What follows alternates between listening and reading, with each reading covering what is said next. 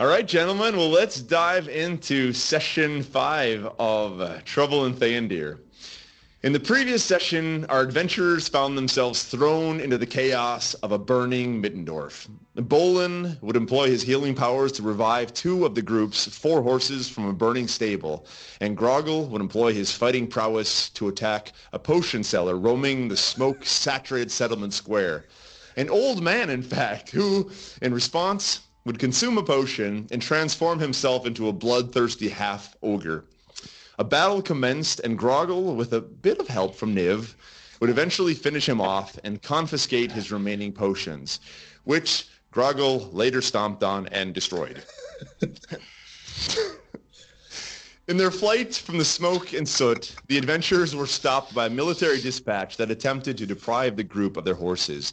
Niv, recognizing one of the soldiers, was able to convince the sergeant to allow the group to travel with the soldiers to Theondir.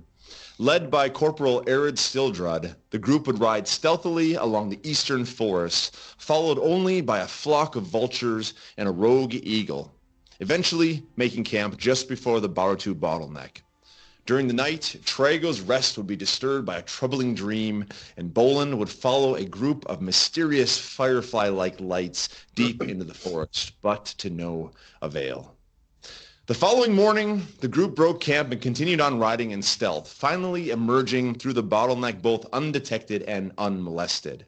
With the remaining grassy knoll behind them, the group would ride into the broad valley leading down to Theondir. Once inside the wondrous white walls of the city, the adventurers were met by Captain Druven, who scolded them for their clumsy handling of the summons and who directed them towards Theondir Keep. Released by the captain, the group climbed a set of stone stairs leading to several archways, behind which emanated the brilliant green wall of energy they observed so far off in the distance.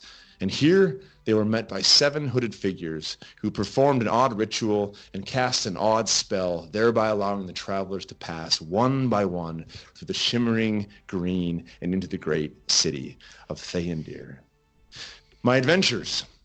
As you step through the wall of green mist, you arrive on the other side of the archway, and what you see is a mirror image of what you had just left, a large stone platform with white stairs leading down to a courtyard, at the end of which rests an enormous stone gate leading into the city.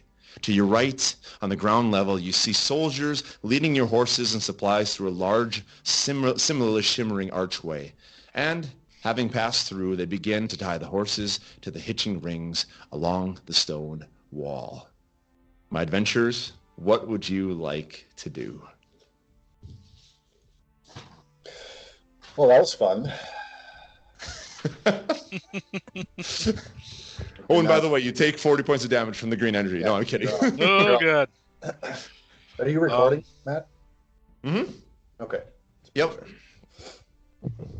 Well, floor is yours, guys. Okay. Should we head? Is there anything we need to do before we meet up with Well, I now need to go get stuff for my spells. I need to go get components. I guess I was going to ask: is it a city in like there's houses and shops and all that kind of stuff inside? You don't quite know yet because you just came out and you're in this little courtyard, which is the mirror image of where you came in. There's an archway leading into the city, so you'd have to walk through that archway and then you'd be actually in the city proper then. Yeah. Yeah. Oh, go ahead, Eric. Yeah, Groggle, what do you got? I storm through the archway and I ask where the nearest inn is. The first person I see. Okay. So Groggle takes off, heading down the stairs, takes off through the archway, and leaves the area. And the 3 of you are left standing there looking around as Groggle has just left the premises. I want to try and yell after him, but I think it might be too late. I think he might be. Roll for persuasion. Yeah. Persuasion? Yeah, go for it. I don't know. Matt's got to tell you. Give me a persuasion check. Why not? First roll of the night. 4. Groggle doesn't even hear you. He's just grunting and all worked up. He just takes off to the archway, and he leaves all his supplies and all of his horses behind. He doesn't even care. He's just heading straight into the city. Well, I was going to say we should maybe go and who do we need to meet again? What's his name? the guy who created the summons. What was his name? Maalethon. Yep, Oh, Maalethon is the probably head of the- security in Theondir. I feel like we should go meet Maalethon before we do anything else. Wait, we have how much time do we have though? We have a couple. We don't days. know. No. Well, Yeah. you know that your summons is calling you to meet Maalethon at noon on the second day of the new harvest. Oh, And what day is it today? Again? You actually talked to the soldiers when you're riding in, so you know that today is actually the first day of the new harvest. So you've got Okay. one day. So we It's got a basically day. tomorrow at noon. Okay. Tomorrow at noon, you got to meet Okay. Maalethon. okay. So we got a Okay. day to kill. Yeah. I suppose. Well, let's- you all right, bro? Maybe we should follow Yeah, let's follow Groggle Groggle. Is it as he weekly is the walks away city with like? Are we supposed to leave our horses here, or do we need to take them with us? I mean, Like, it's up is to this you a guys. stable, or is this You a got your horses stable and you got all your area? supplies. Well, but We're is this a taking the stable horses. area, or is this The stable would be normally outside of an inn, wouldn't it? Yeah, I mean, there's Inn no would have stable its own here stable. anyway. So I mean, the soldiers came out of this larger archway. They tied up your horses, Yep. and it's got all your packs and supplies there. And there's a couple soldiers actually sitting by and actually guarding your horses. So, did the Yeah. horses take the green energy path too? So the horses went down on the ground those level. guys There was ask the there was a horses larger questions? arch there actually. So they actually passed through a different archway, and there's a different ritual that was actually performed on the horses. Nice There's recovery, Matt. Nice recovery. There's a bunch of Hey, horses- It's there's a actually bunch in of the notes hooded here. horses. There's an alternative entrance to the castle. Mental note. There is another way to get in besides this green shit. Ooh, all right. Yeah. So I guess we're just gonna go look for an inn then. I'll hop on my horse and ride after Yeah. Groggle. All right, you walk over to the soldiers, and you guys don't have any of your weapons yet, actually, because remember they confiscated your weapons as well when you came in. That's right. So one of the soldiers, as you come over to him, he looks at you, Bolin, and he passes the reins off to you, and he looks at you, and he casts a glance over to Niv. He says, "Hey, to you, magic users, I advise you to be careful not to draw any unnecessary attention to yourselves here. Magic in this city is almost exclusively reserved for the Synchari, and any unsanctioned use may be met with certain unwanted consequences." And how would we identify a Synchari? What are they? What are their distinguishing features? How would we recognize them? He kind of laughs at you. With this look of almost disbelief, as if are you actually asking that question? And he points back at the hooded figures who met you, who let you through the archway. Oh, well. The I was just Synchari. Don't making you know sure the that you Synchari knew. is? Of course I know. I was very important that you know what you're talking about. Sure, but How else do you think we get through here? It's the Synchari. It's the spells of the Synchari that allow us to pass through this magical force field. Otherwise, we can't get through. you passed the test, sir. You passed the test, and I will relay your prowess of knowledge of the Synchari to Maalethon when we see him tomorrow. Very good. Very good. What's his name? I asked the guy, what's his name? We don't want to get his name wrong. My name? My name. The Yeah, soldier. your name. Yeah. Fenwood. All right. Thanks, Fenwood. We'll put in a good word for you. But once again, be careful with the magic. What color is Fenwood's hair? Fenwood? Oh, he's got a sort of shady, blondish, kind of sandy blonde, kind of sticking out below his helmet. You can't tell. He might be thinning. You can't really tell though. He's got a helmet on. Groggle, you're gone though, man. You took off. Yeah. I got no weapon either. Yeah. The other soldier walks over, and he walks over to you, Trago, and he has your weapons with you, and he gives you your weapons back. He still's got Groggle's Morning Star though.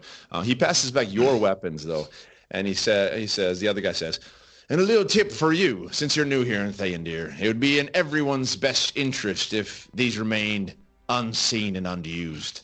Though the world around us might be crumbling under the weight of violence, Theondir still prides itself on being a city of peace, law, and order."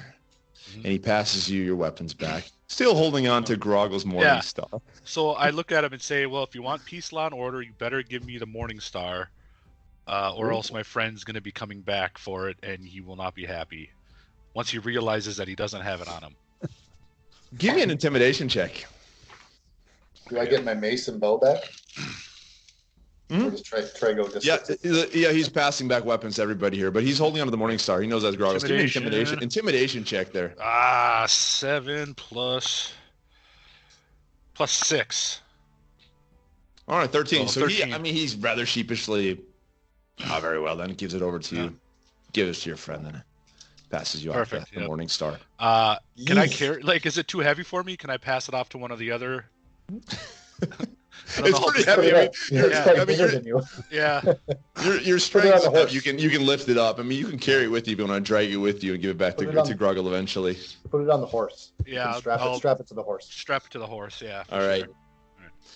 And as you guys come and grab the horses and start to take the horses off of the wall, the leader, the first guy, dismisses the other soldier, and he gives you your horses back. And as you guys walk over to your horses, he sees Niv that you go over to the one saddlebag, and he goes up to you, Niv, pulls you aside, and he says, he kind of whispers into your ear, "My friend, it'd be a pity for you to run into trouble so early in one's visit to Theondir. Smuggling, is not looked upon so kindly by Tyrius." And he's patting his hand on the bag that has the package that Danish gave you. Back in that's right. We got something we got to deliver to someone, right? I'll tell him. Well, if we see any smugglers, we'll be sure to pass it on. You know what he's... Give me a deception check. I can't. I'm not with you. I can't say anything. +3. Says a 20-sided die, right? Yep. 20-sided die. Give me a deception check. Are we all together? So yeah, you're except for Groggle, who took off through the archway. Yeah, we're okay. Oh, great, a 7. A 7. He's not so convinced by you, and he pauses for a second, Niv, and then he whispers again in your ear. "It's quite amazing, however, what 10 gold pieces can do to the memory." Yeah, it is. And then I just try and walk away. What are you, Groggle? Oh, great. Hold on here. Looks like I'm carrying the mission on myself. Oh, you're just gonna walk away. You're gonna turn around and walk away from... Chad, you better I'll do walk with something. them. Okay, hold on here. I'll walk with you. Wave. Have a great day. Enjoy your... So when you turn around to walk around and start walking away, he yells out, "Guards, get over here!" And he calls out to a few more guards that come over. And within a few seconds, you've got 3 or 4 more guards with him, and they're now following behind you. Good job, Chad. What the fuck are you doing? Playing with yourself? I just want to read these spells here. And the first guard is yelling, right. "Halt! You! Halt! You! You there!" I'm gonna walk up to the Me? main And I'll guard. stop and kind of make I'll block them so you guys can keep walking, and because I'm on my horse, right? Yeah. Yeah, you got on your horse. Yep. So Am I too far away to even know that? Groggle, you are gone. You took off to the archway. Sure. What can we do for you? My good soldiers, you are cast in very auspicious armor, and I would be remiss if I wouldn't inquire as to where you acquired such fine armor on yourselves. Tim, I feel like I paid for 2 minutes with you. He looks a little confused. I'm creating a diversion. So. He looks a little confused at you, and then he says, "I would assume then that you are also part of the smuggling operation." Oh, sir, I don't know anything about smuggling. I'm just a simple common elf trying to make my way in this world, and I'm very admiring of your very gallant and shining armor, and I would like to get some myself. Could you direct me in the direction of where I could maybe acquire some lovely armor such as yours? Give him a persuasion check. Give me a persuasion check. I want to see how you do on that. You gotta give him a +5 bonus for that. Come on. Persuasion? You give me a persuasion. 16. 16. All right. So he looks at you. I mean, and you can tell that. I mean, you're somewhat a smooth talker, but he looks at you and says, "All right, here's the deal. Your friend, I know he's been smuggling. He's smuggling goods into Theondir. 10 gold pieces. I don't want to have any problems here. 10 gold pieces, I'll send you your way. Oh, sir, I appreciate you offering me such a kind and generous offer, and I'm gonna flip him 5 gold and then just walk away. You flip him 5 gold, and he looks at it, hit the ground. Ting, ting, ting. Yeah, go ahead, Niv. As he's doing this, would I be able to cast something without anyone noticing? Absolutely, yeah. Because you kept moving on, and then he blocked you between these two guys. Yep. So I'm going to cast Friends, which is a cantrip, on this main guy. So that's up to 1 minute. For the duration, I have advantage on all charisma checks directed at one creature of your choice. When the spell ends, the creature realizes you used magic to influence its mood and becomes hostile towards you. Nice. I don't know. Uh-oh. All right, so you cast Friends on this guy. Does he have to take a saving throw on that, or you automatically succeed there? I think I just succeed. No, it just says for the duration you have advantage on all charisma checks. Okay, so you have advantage on charisma checks. Do you want to say anything to the man? Yeah, I'm going to tell him that I already gave him the 5 gold. Ching, ching, ching, ching, the 5 gold that Bolin casts hits the floor. He looks up at you, Niv. Go ahead now and give me a persuasion check with advantage. So that's 2 d20s, yep, and take the higher of the 2, yep. Add your bonuses to them. it's a persuasion, 18. Okay, so he picks up the 5 gold, and you can see like he's mumbling under his breath. I don't want any problems anywhere. And he puts the gold in his pocket. Soldiers, we're done here. Let's go back. And he turns around and starts to move back, satiated from the 5 gold. And you guys now have the archway. I'm going to tell these guys in we front need of to you. get the hell out of here now. Oh, you all right, buddy? Yeah, I'm all right. Just keep going. I'm sorry. Yeah, Just so bad. I'm gonna kind of hightail it out of there at a fast, brisk walk. All right, so you guys take off, and you ride through the final archway of the city, and you see Groggle kind of running like an idiot on his feet, taking off without any weapons, any supplies. No, hold on. I'm not running. I'm storming. Storming. And as you come to this archway, the city now suddenly opens before you, stretching for mile upon mile in a vast urban landscape that runs down the valley towards the Dalandar River.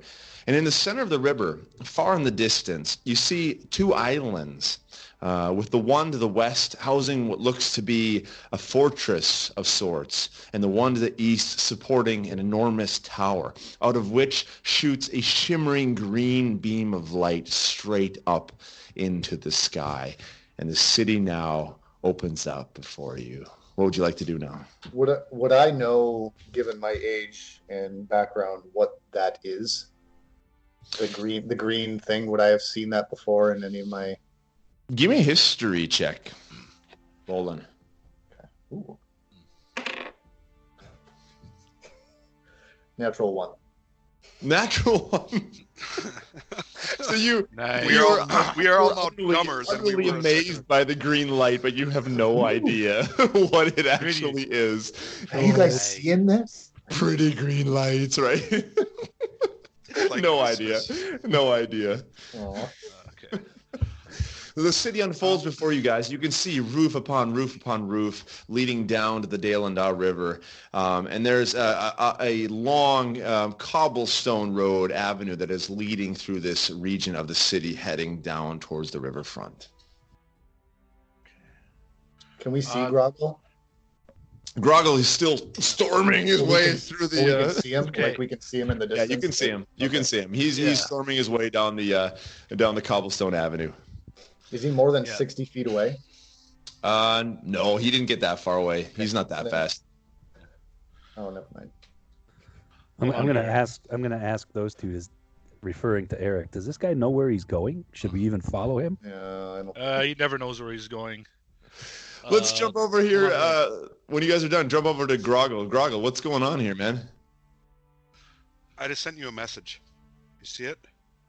Yeah, I got it here. Let me see here. I think so. Let me see here. I think so. I don't know. All right. Yeah. Okay. So I keep going. How do I I run now. I run now. I run. You run. Yeah. Do we want to catch up to this Hold guy? up. Or should we... Shit, I don't have. Yeah, I can't do that. Yeah, I'm making my way towards Groggle as quick as I So can. can you guys take your headphones off just so I'm clear what I'm trying to do with Matt? Yeah, Okay. please. All right. I'm gonna go get a beer then. Yeah, me too. Yeah. Hold on. I gotta get my screen back here. I don't. Something happened here. Be back in 1 minute. We'll give you the thumbs up. All right. Go ahead. Go ahead. Groggle. I gotta get my screen back. What the heck did I do? So what I'm trying to do here is I'm trying to get to a place where I can buy the stuff for the magic before Right. ahead of time. I mean, they think I want to go to an inn, but I just really quick, I need to get copper wire, a small bell, and silver wire. So I assume there's like a magic shop, so I want to. Right. So Well, you're you taking did off some. to try and do some Dude, shopping. Yeah. You're Yeah. sharing your screen. No, Oh, whoops. that's all right. Is that okay? If it works for you, I don't care. But anyway, that's what I want to do. Okay. So you're going to be taking off. And we'll say this, Groggle, as you're running down, you see that the avenue, it opens up into something like a square. And as you're ahead of these guys, you come into this area and you see that it opens up into just this massive square with shops. There's sellers, merchants shouting out things. There's different tents. I mean, there's people who are selling all sorts of different things. It's lined with other shops. There's tons of stuff here. You can most certainly find what you're looking for. Right. So can we like fast forward and just assume I find it and you give me a price, or is there going to be an encounter? Well, we'll say that you run up to a bunch of merchants. What are you looking for? I say magic. I want the magic shop. Magic Shock. All right. We got a. Oh, something just happened on the screen there too. There we go. Yeah, We're back. this isn't working. I'm way lagged now. So can you stop sharing? Yeah. How do I do that? I don't know. Chad, are you on? Let's give him a thumbs up here. Okay, a second. You know what we're doing? All right. Yep, we got it.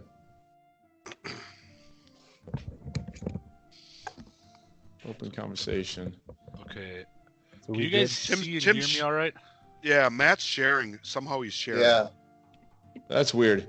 Should Right click I and say stop sharing. Yeah. right click? Send message. We good for headphones again? Yeah. Yeah. Yep. How did I do that? Oh, here we go. Stop sharing. Perfect. There we go. There we We're go. back. We're back. We're Yeah, back. all right. Okay. Cool. Yep. So you guys see Groggle take off, and he disappears into one of there's a square that opens up, and there's tons of merchants here shouting out things, and there's stores that line the entire square, different tents. You see Groggle take off into one of the tents and disappears for a second, as you guys also come up into this square.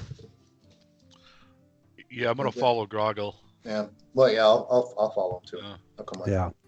All right, it's getting pretty thick with people now, so you guys, you have to slow your horses down. It's probably you need to dismount from your horses because there's too many people now. This is filled with merchants. You're probably gonna have to lead your horses through this area, and you hear people screaming out all sorts of different things for food and for supplies, for weapons, for magic items, for books, everything you could imagine.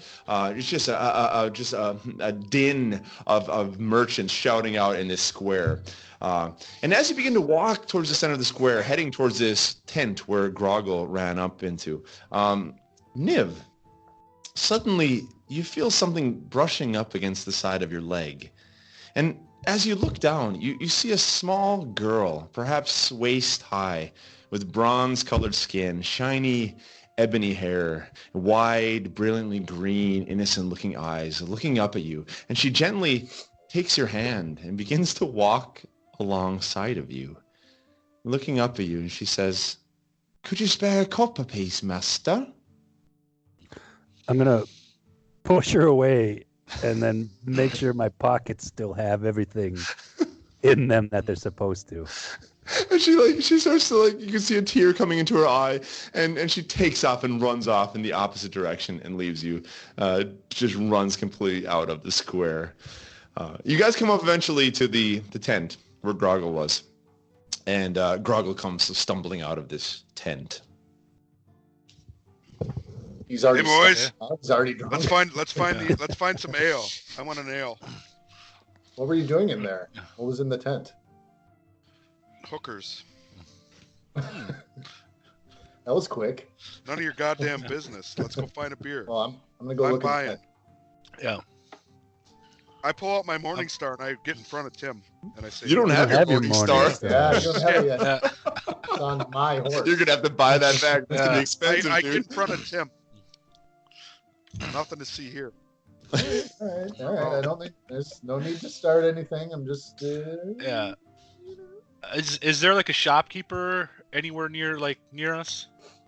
There are shops all over the place, and there's just so much life. You look around, and it's I say interesting. go buy what you need is what I say. Could we say for expediency Yeah. that we just all buy what we need, or is there some sort of narrative that you'd like to? No, you guys can buy whatever you need.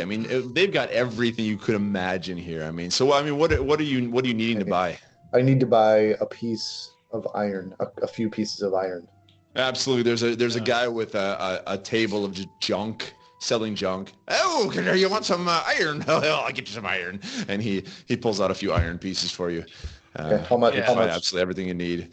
A few copper pieces for a few random pieces of iron.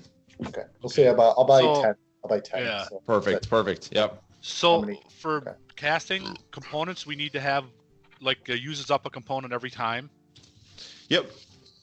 Okay, How so Well, if the spell says it consumes it, yeah, then it uses it up. Yep. And how many? What was I gonna say? How many copper are in a gold? Is it 10. 100? Oh, sorry, 10 copper and a silver, 10 silver and a 100. gold. 100 Okay. copper and 1 gold. Yep, that's right. all right, yeah. I'm gonna go buy what I need, like my copper wire, and is that I don't need Tim asked, we don't need that. We can Same junk table. There's plenty of wire and random pieces All right. of metal and wood and Yeah. and porcelain, ceramic. He's got all sorts of just garbage basically that he's just selling, probably for Are these any- kind of purposes. Are there any? Are there any booksellers, like spell books, or merchants, like arcane merchants that we could peruse, like potions or anything like that? Like, if we wanted- Give me a quick perception check. Yeah. Do I need to buy a spell book then? I roguish- don't think you do. That's only for the wizards, I think. Yeah. I believe. 16. 16, yes. You see in the distance that there is a bookstore.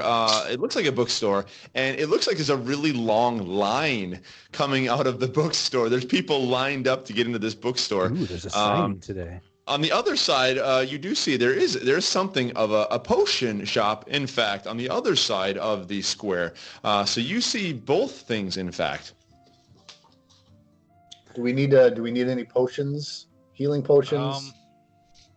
Do you guys have any? Should I probably have that one now potion. Now that Groggle destroyed all of our potential potions. I still have one from that. Okay. I think. Niv, do you have any potions? I do not have any potions. Okay. Yeah, I You have probably one of should the go fit- get it. But I need to buy some other stuff too. I need to buy incense.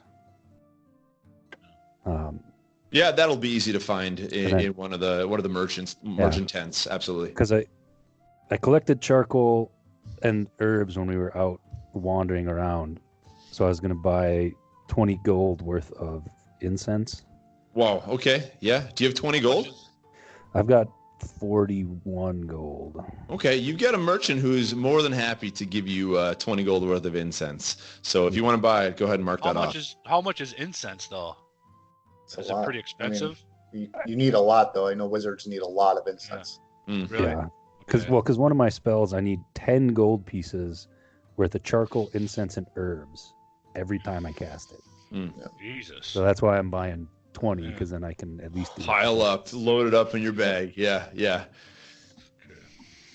Yeah, and obviously I'm buying like a bunch. So, and I guess you want me to like actually look what I need to buy, and then you tell me how much money it costs, or? Sure. Yeah. I have kind of a meta gaming question. Mm-hmm. Because something like that, it says 10 gold worth of stuff. But if I convince the guy to sell it to me at half price, I mean, can I get double the amount, or does it only count as half? You can get double the amount. Yeah, you know absolutely. What I mean? Yeah, absolutely.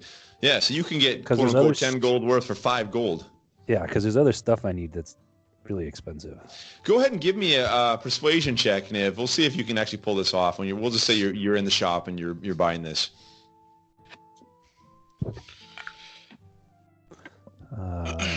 Persuasion 14. 14. Yeah. So you actually pull that off. You go ahead and you can get half price on that incense. Wow.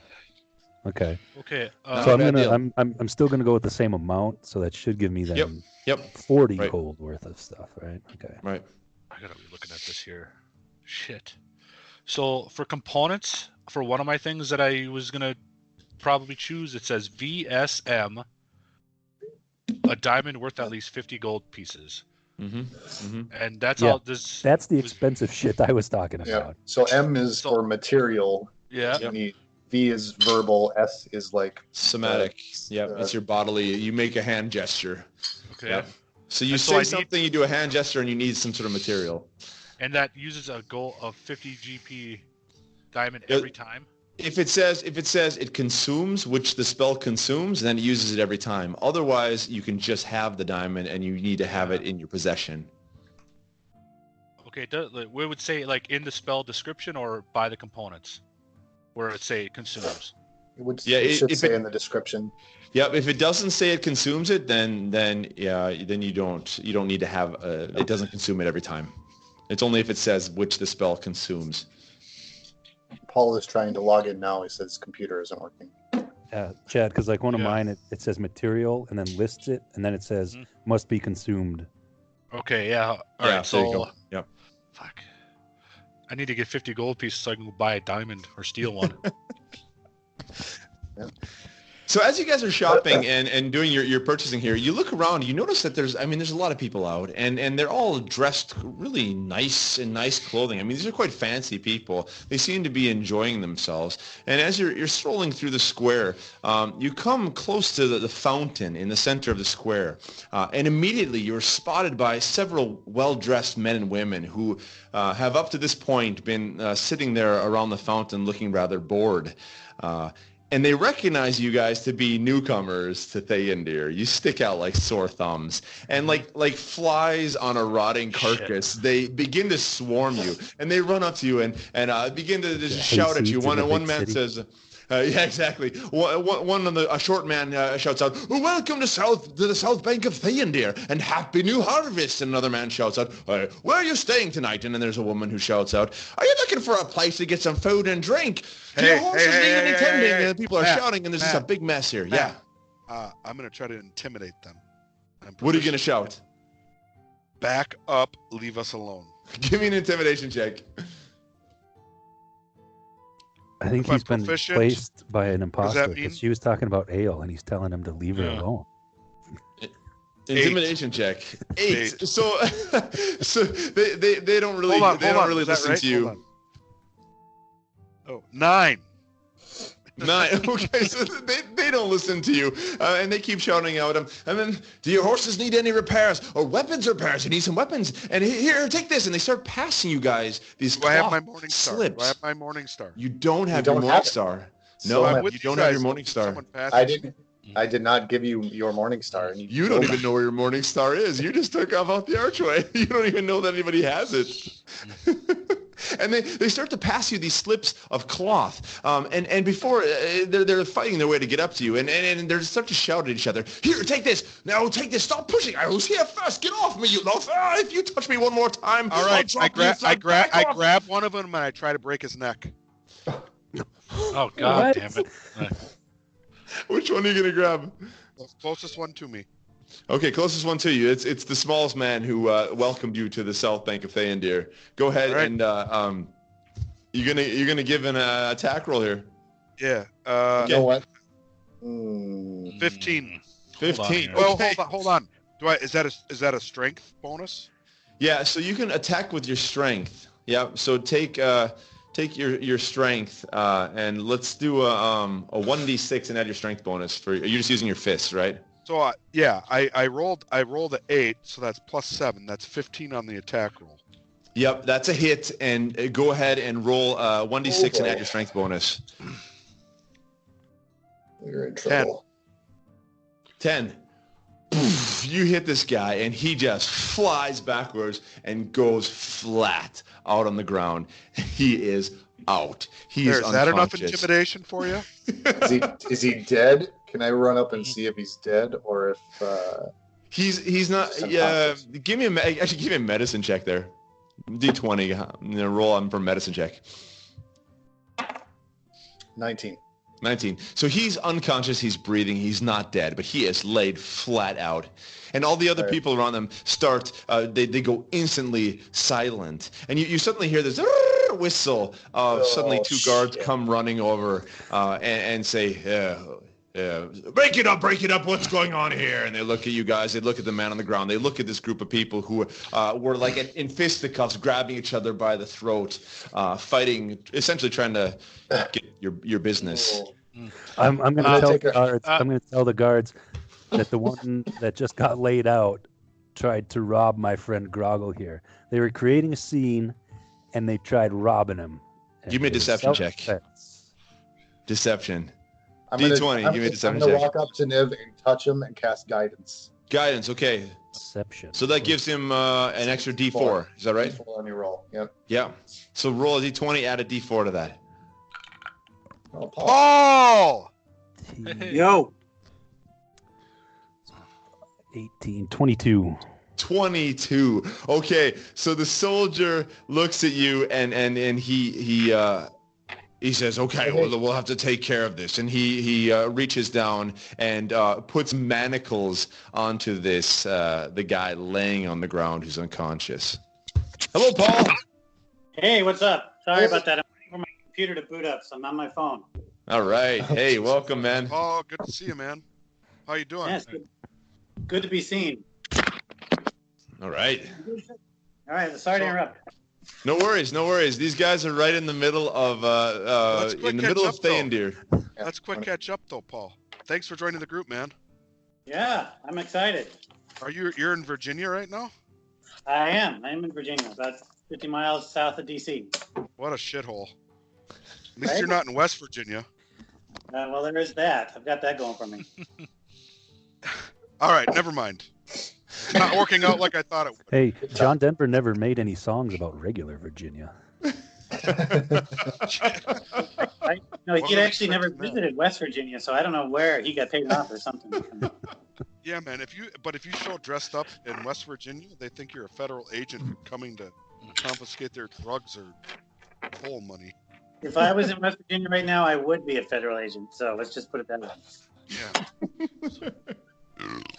All right. Anyway, So Niv, you successfully convince this guy. He puts manacles on the guy that's unconscious, and the other soldiers pick him up and start to drag him away. The first soldier looks at the group of people and he says, break it up, move along, and he pushes them along, and they all take off. And scattered around you now is this massive pile of cloth slips that they were trying to push on you guys to try and get you to come to their businesses. They're like flyers. Yeah, it's like Basically? it's basically like they're out passing around flyers for their businesses. I want to Those I color wanna flickers in find Vegas. one. I want to find one to hook up our horses, like a stable.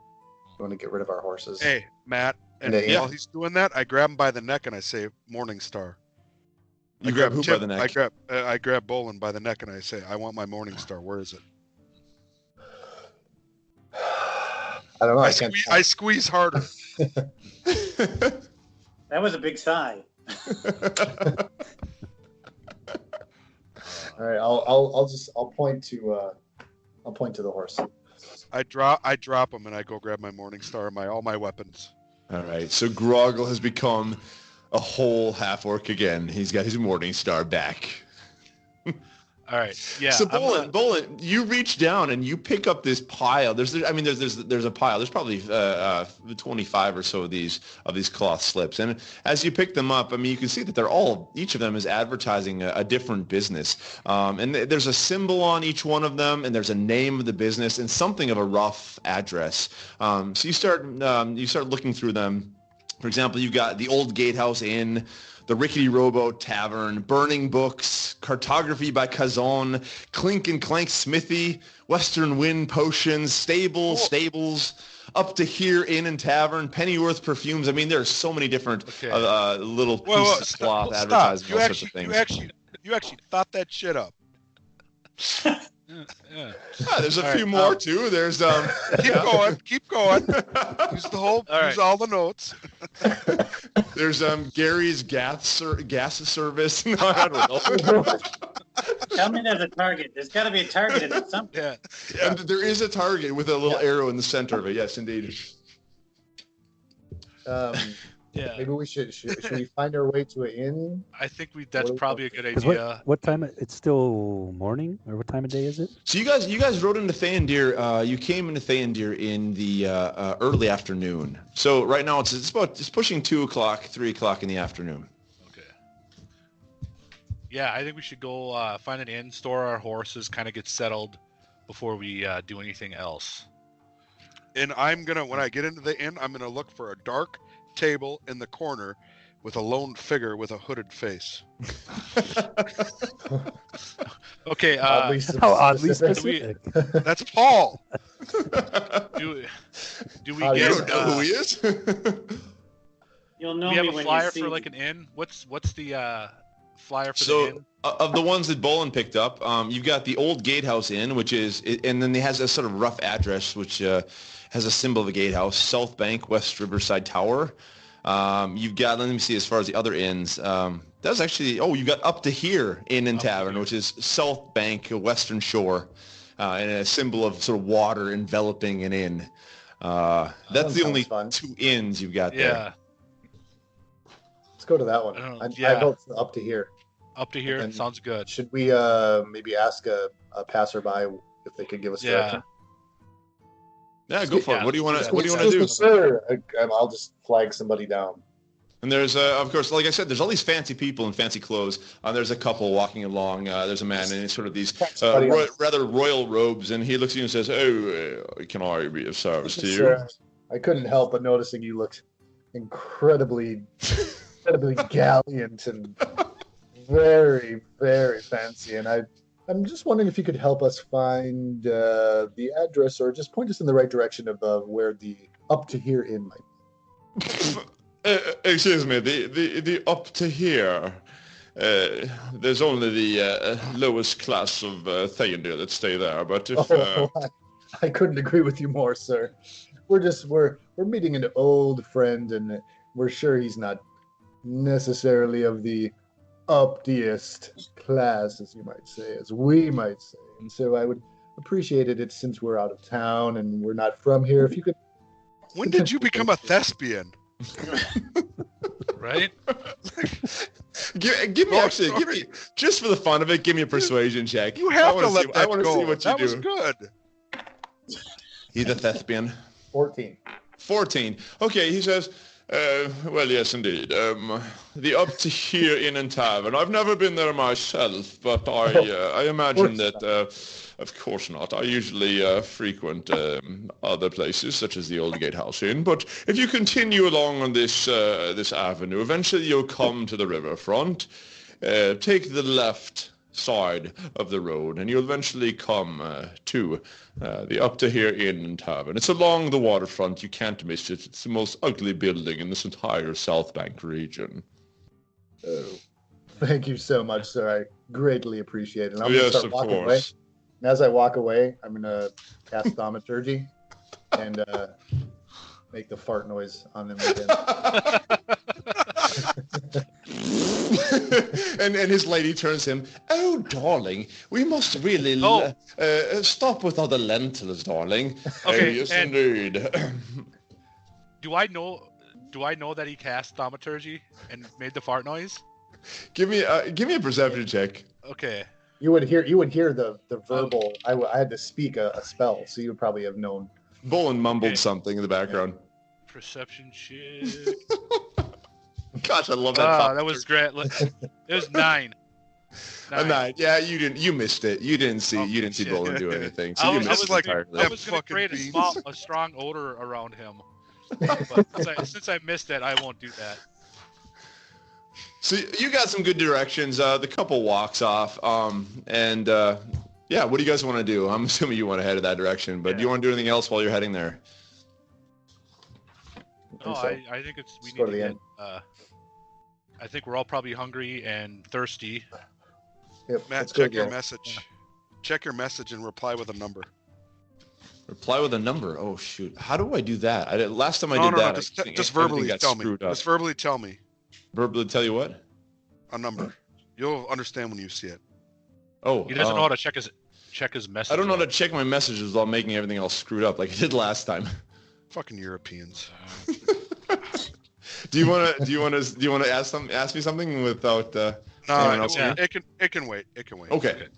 So you guys follow this this cobblestone street, and it heads downhill through all of these buildings, and you realize as you're walking by and from the couple, you realize that you've come into what's called the South Bank region of Theondir, and it's heading downhill, and eventually you come to the waterfront, and you're right in the center. To your right and both to your left, you see that there are towers with bridges leading across the river, the Dalandar River, to each of these two islands. And to your left now, down the path, you see a rather rickety building with a somewhat rickety sign on it that says "Up to Here," and the same symbol of the building with the water that's coming into it. I'm gonna look at Bolin and say perhaps we should go to the what was the other one? The old Yeah, Old Gatehouse Gatehouse. Tavern. Old Gatehouse Tavern. I'm gonna say. Sorry, maybe the we Old should go Gatehouse there. Inn. I mean, we can go there. I know that I don't have a lot of money, and it sounds like this other inn was more of the upscale. Yeah. No, I'm going to the whorehouse, the cheap one. So You guys Groggle do once what you again want. I guess I don't really have that heading much over money, to- I'm going to the cheap one. Yeah. You guys do what Yeah. you want, though. I All can right. take care of myself. Well, we know you can't, so I'm gonna follow. I'm gonna go in with Groggle. Yeah, Trego, if you want to maybe follow Groggle, I'll get everything set up at the end. We'll get some. Okay, I'll get some I'll- for us. Yeah, I'm All gonna right, go you to take the care end. of. Yeah. Yep, I'm gonna follow right. Groggle and walk up to the barmaid or whatever, and I'm gonna order a round of drinks and food for us. All right, excellent. You guys sit down. You get your drinks. You notice that this inn is packed. It's the first day of the new harvest, and there are people everywhere. So this tavern is packed. You come in, you talk to the barmaid, and you're able actually to get 2 rooms. That's all they have left is 2 rooms. So you're gonna have to share. Okay. 2 rooms. It's going to cost you a little bit more because it's the first day of the new harvest, but it's going to cost you two gold a room per night. That's a Okay. pretty steep price. But this city is packed with people right now. Everyone's celebrating the new So harvest. 4 gold. 4 gold Yeah. total. Yep. All right, so I slap 5 gold on the table. Well, there. Okay. I'm assuming you'd want some drinks with that then. They better be included. All right, and she snaps her fingers, and you get a whole round of drinks brought to your table. You guys are set up now. You've got lodging for the first night. It's almost an overwhelming sense, though, of people here. I mean, the city is just packed full of people, but you're able to find your place here. Fairly affordable. I mean, if you were in the center city, over on the island, probably a lot more, but this is a pretty rundown place. So, 2 gold, not too bad. And they also have an adjoining stable where you can put up your horses, and that actually is part of your gold. So you're able to put your horses there for the evening. And you got includes meals as well, so you're able to eat some food, get some drinks. So what you're telling us is we can do whatever the hell we want now for a whole day. Yeah. So you guys, yeah, I mean, you have the, it's in the late afternoon now. It's about dinner time. You're eating your food. You've got your drinks. Your horses are stabled, and you guys are set up here. Okay.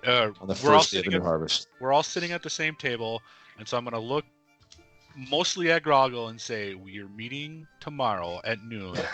Let's not do anything to jeopardize that. No killing, no fighting. I look at him like he's an idiot. I can't agree with that. There are plenty of fighting and killing to come, Groggle.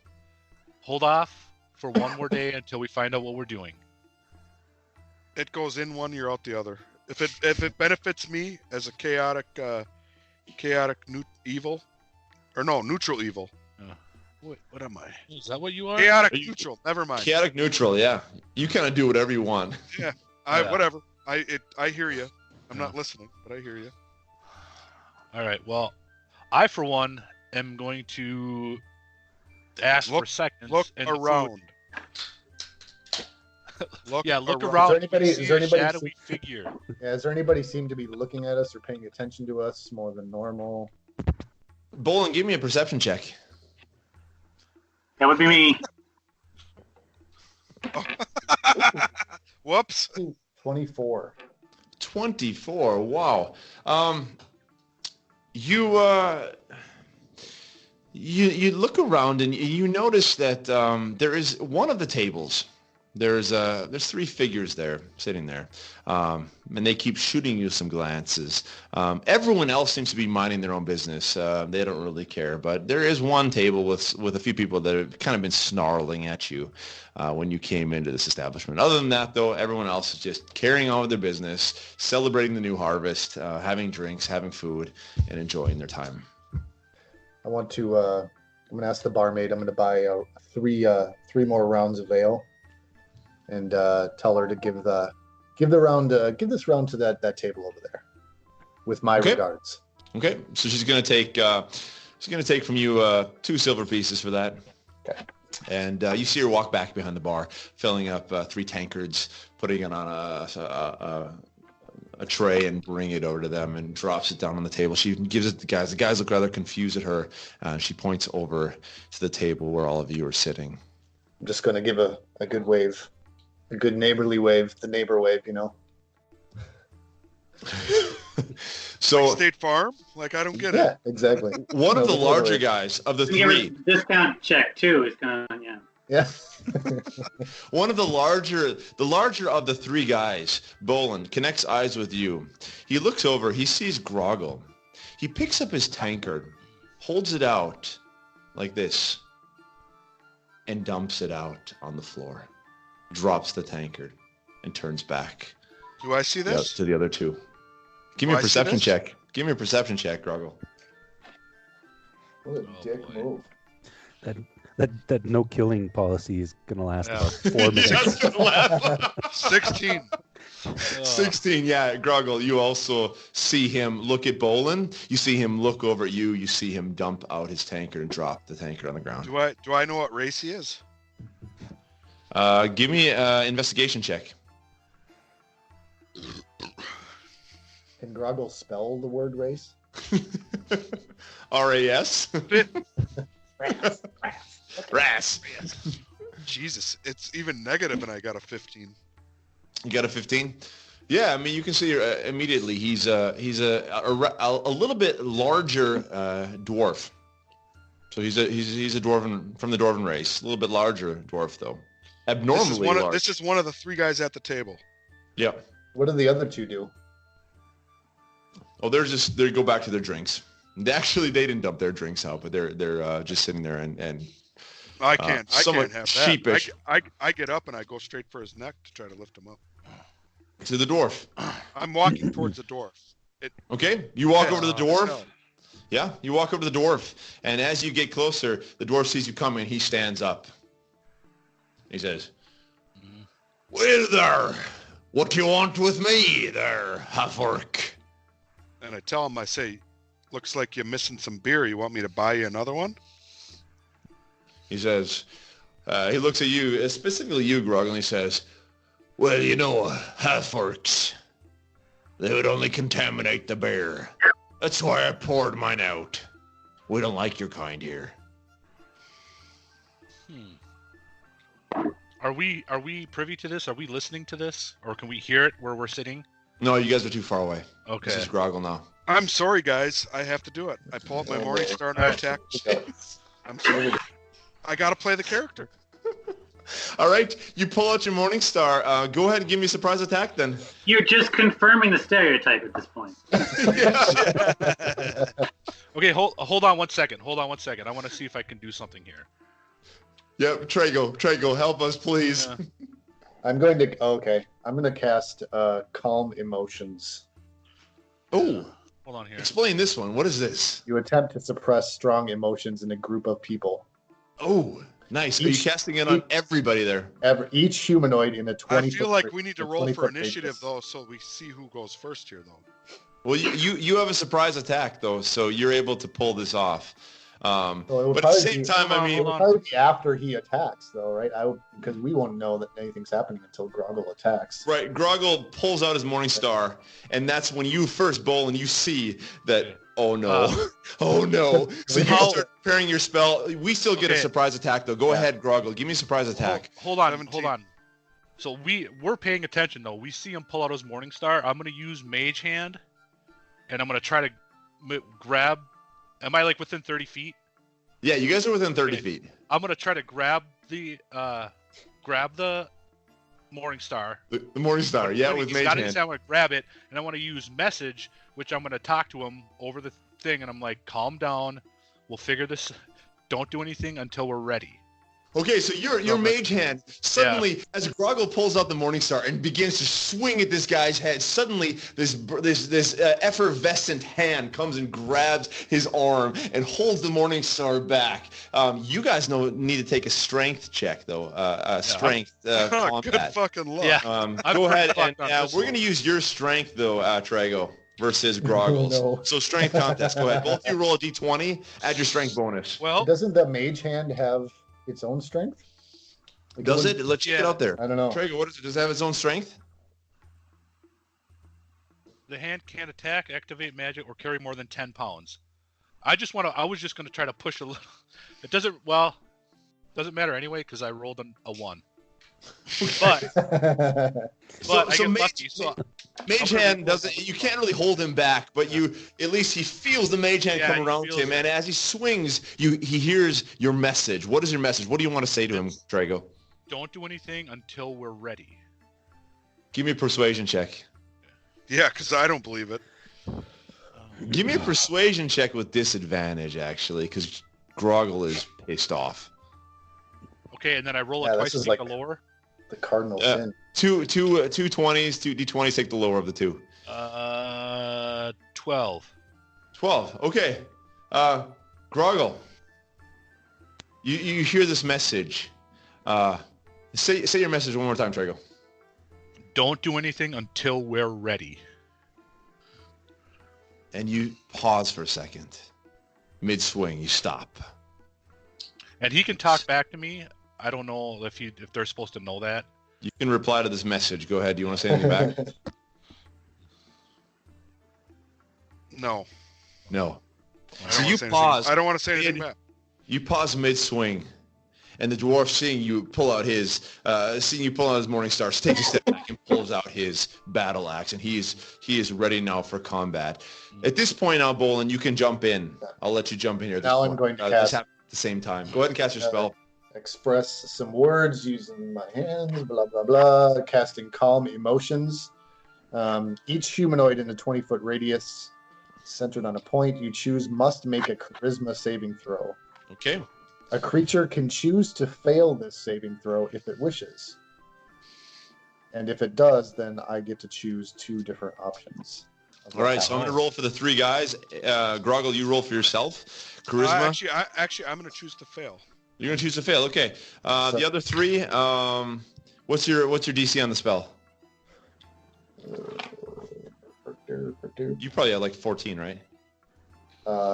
13. 13. So all 3 of them succumb to the spell, and Groggle chooses to succumb to it. So suddenly, all 4 of them just relax. Groggle drops his morning star. The other guy drops his battle axe. The other two guys sit back Hold on. in a chair. Relax. I don't actually drop it, Matt. I put it at my side. You hold it down. Yeah, Right, yeah. I don't want to drop drop it to your side. Yep, yep. Okay, just making sure.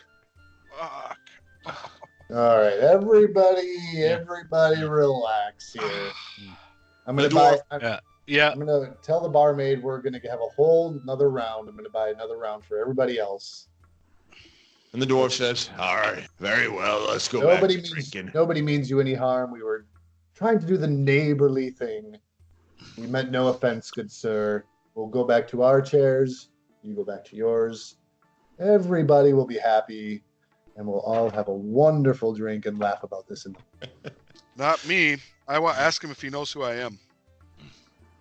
He says, "All right, we'll go back to our drinking." He says he picks up the tankard on the ground. He looks at you, Groggle. He says, "Oh, I have no idea, and frankly, I don't care." He turns his back to you and goes and sits down with his two other friends. They grab their new drinks and start drinking with their backs to you.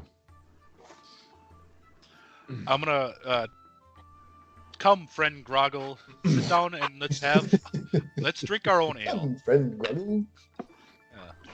A little pipsqueak voice is what I'm assuming that. Yeah, I Come, sit Frank down with Groggle. I sit down with the boys. All right. So you guys sit down. You have some good drinks. I mean, the atmosphere is pretty calm now. Still festive, of course. There's a lot of people in the bar. But your dwarf friends are now subdued, and they're enjoying their drinks. You guys are enjoying your drinks, and it seems to be a pretty good evening. Did anybody else in react to our little almost confrontation there? I'm sure everybody did. Or was it? I mean, people saw what was going on, and they stopped for a second, but then they saw how you guys just sort of mellowed out, settled in. Everyone turned back and continued on with their festivities. So no one really cared at this point. Most people are quite inebriated with all the festivities, so they didn't really care that much. Groggle, I prepared that spell just for you. I knew something like this is gonna happen. I love the fact that we're having to base our skills around keeping Groggle out of. I am learning a lot from this, and I'm not even in there yet. Yeah. It's like babysitting spells. Yeah. Guys, I love it. told I you, love it, I'll though. tone it down. Oh, don't. I love it. Oh man, that's Just so awesome. you know, you're the one that's gonna get us all killed. And we I'm trying my best. Oh gosh. So you guys, it's a pretty good evening. Nothing else really happens. It's so eventful. You're able to turn in. The guests begin eventually to sort of trickle out into the street. The festivities continue on in the streets. People move on to other places.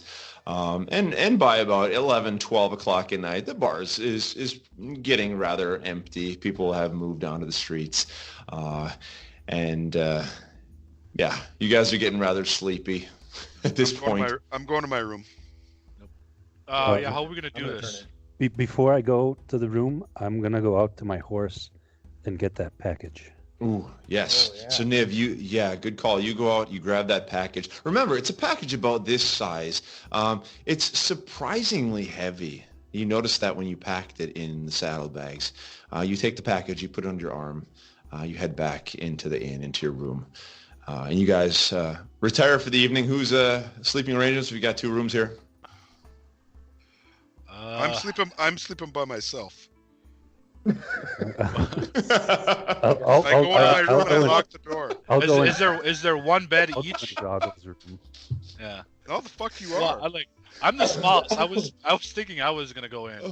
Each room has 2 beds. There's 2 beds. There's 2 beds in each room, so there's plenty. Each of you has a bed, unless Groggle takes a room by I'm himself. taking a room by myself. I'm not kidding. Oh, you owe me 2 gold then. I paid for the fucking Oh, room. you did. Shit, I thought you're right. Never mind. Take it up with management. That's fine. I'll go in the other room and I'll. I mean, if you guys want to persuade me or something, fine. But otherwise, I get the room to myself. Yeah. I'm not a persuader. I'm gonna look at him and be like, "There's an extra bed. I'm very small. You won't even notice me." I point to the other door. How drunk is Groggle here? That's a good question. How many L's have you had, Groggle? In real life, about 4. I don't know, 10. Oh Holy crap. So I mean, anyone Can who wants I- to talk, you can talk to him. And, I'm and also you Well, guys- can I- 350 pounds. Can I try and just yoink the key from him? Oh yeah. We're trying to go to bed. I wouldn't do that. give me a sleight of hand check, Niv. Where's Mom? With who? Oh, Jesus. go- 10. 10. Okay, so as you reach to grab the key from Groggle, Groggle suddenly feels your Wait, but hand. he's drunk though. Can I get advantage? Actually, yeah. Yeah. No, give me advantage. Roll a second one. You're right. You should I have don't advantage care. on that.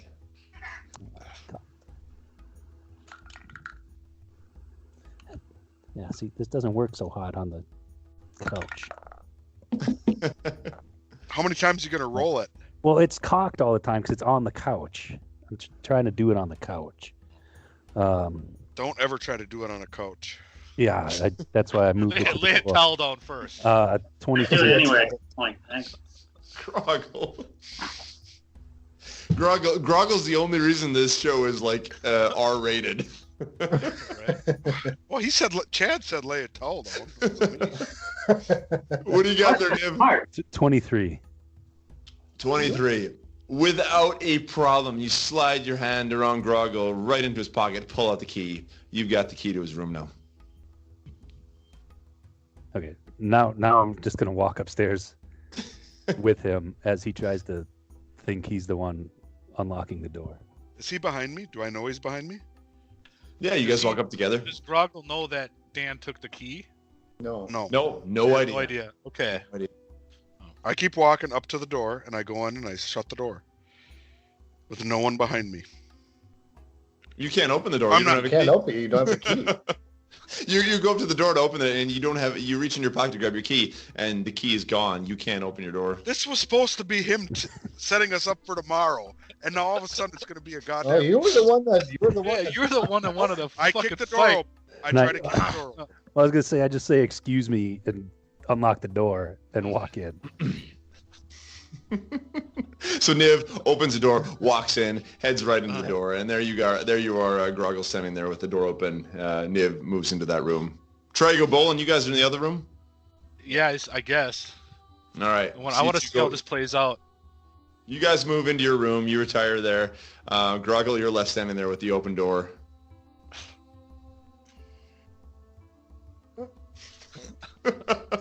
As he's standing there, I'm gonna tell him, "Well, you paid. You might as well use the room."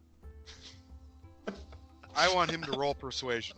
If he hits it, fine. What does he have to persuade? He's already in the room. I'm going to throw him out the fucking window if he doesn't. Matt, call for persuasion.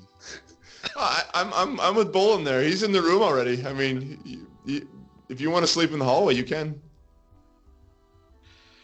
All right, I go grab the little munchkin and I attempt to throw him out the window. What I told you I was going to do. I'm a human. Whatever, the human. Are we in second floor, third floor, or where are we at? You guys are We're second actually in floor. the basement. Wait, Yeah, the sorry. Yep. Second floor. Yep, you went up a set of stairs. The tavern's underneath you. So yeah, you're second floor here. I grab him by the coattails and I lift him up like that. All right, give me an attack roll to see if you can grapple him. Is that a grapple? D20. Just roll me a D20 there. So I got a 16, natural 16. And Niv, go ahead and give me a roll as well to see if you can. We'll make it a contest here. I'm just rolling a 20. Yeah, add your dexterity bonus. That fell off the couch. Oh. 21. All right, so Groggle, you go for him, and you try to grab him, and Niv just steps aside, and you go right past him. You miss him, and Niv is standing there looking at you like, "What are you doing?"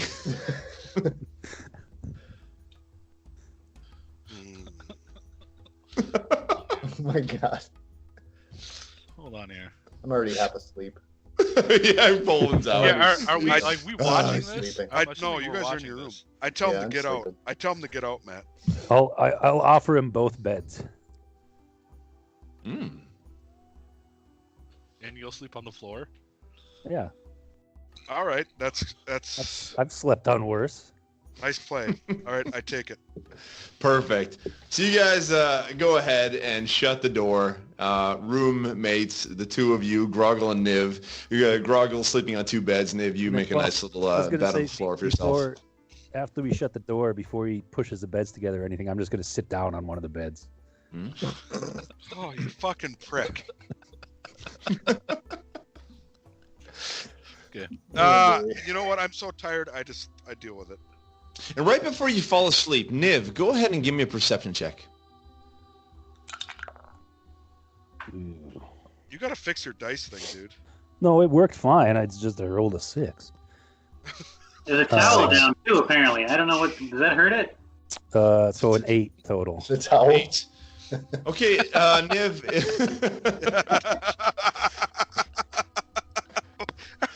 The long con from Paul Niv, you don't notice anything, and you retire for the night. Okay. So there's nothing else. Because before we do, I want to open that package. Can we have a bathroom break though? Oh, yeah. Why don't you guys go ahead and take a bathroom break, and I'll explain to Niv what's in the package. That means you too, Paul.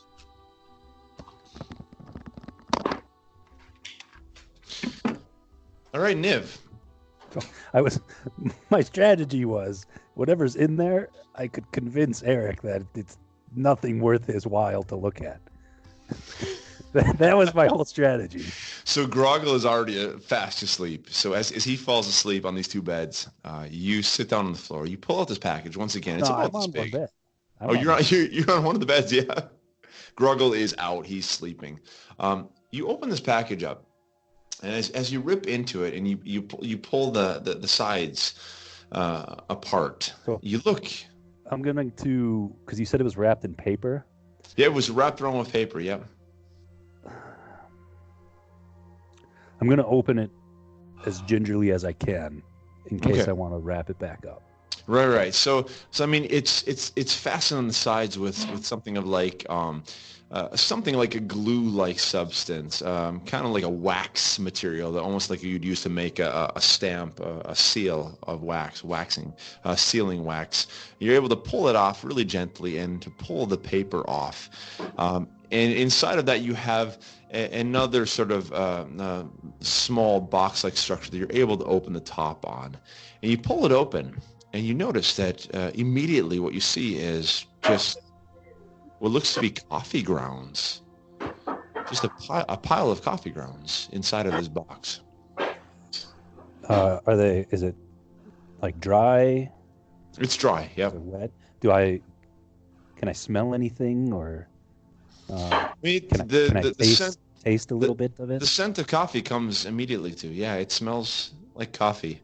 And that's the first thing you see as it's just it looks like it's filled up with coffee grounds. Cocaine. Okay, can I taste it? Just a little tiny bit on the tip of a finger? Yep. You take a little bit of it, stick it on your tongue, and yeah, it tastes like coffee. Okay. And that's in the whole box, or is this one of multiple containers in the box and it's just loose? I mean, it's the whole box seems to be filled with this, but as you stick your finger into it, your finger comes across something hard that's buried inside of the middle of the package.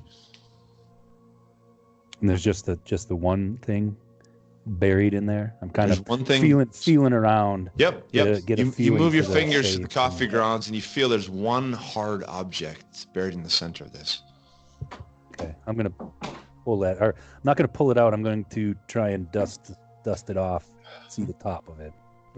It's buried quite far underneath, though, so you need to kind of push the coffee aside. And you look down, and what you see is a glass vial, about this long, about so thick, and inside of the glass vial is a greenish powder of sorts that has a sort of effervescent glow to it.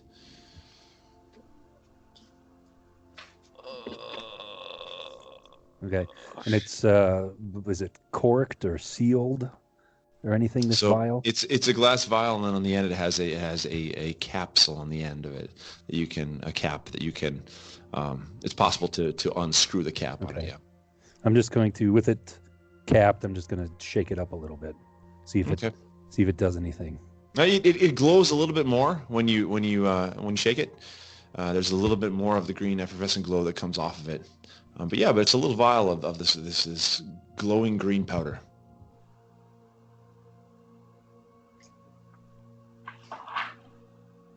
Okay. I am going to pocket that vial. Okay. And then wrap. Is it still, without that vial, is it still the same weight? Like, does the vial weigh anything, or is all the weight in the coffee?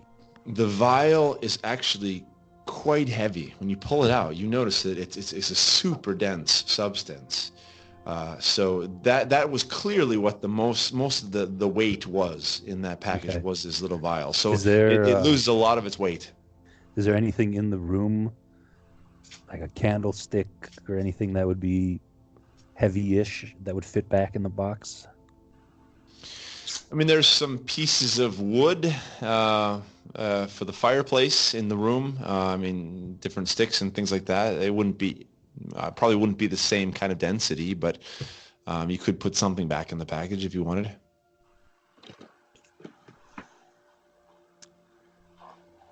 Do I have anything on myself?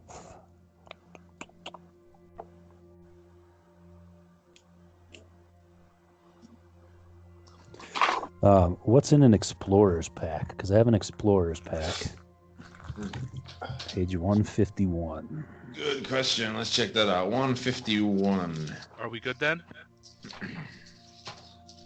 Hey, can you guys hear me? Are we good? Not quite. Not quite yet. Okay. Dual musket, timberbox torches. No, not really. No. I mean, you could put some coins in there. That might be give some density to it.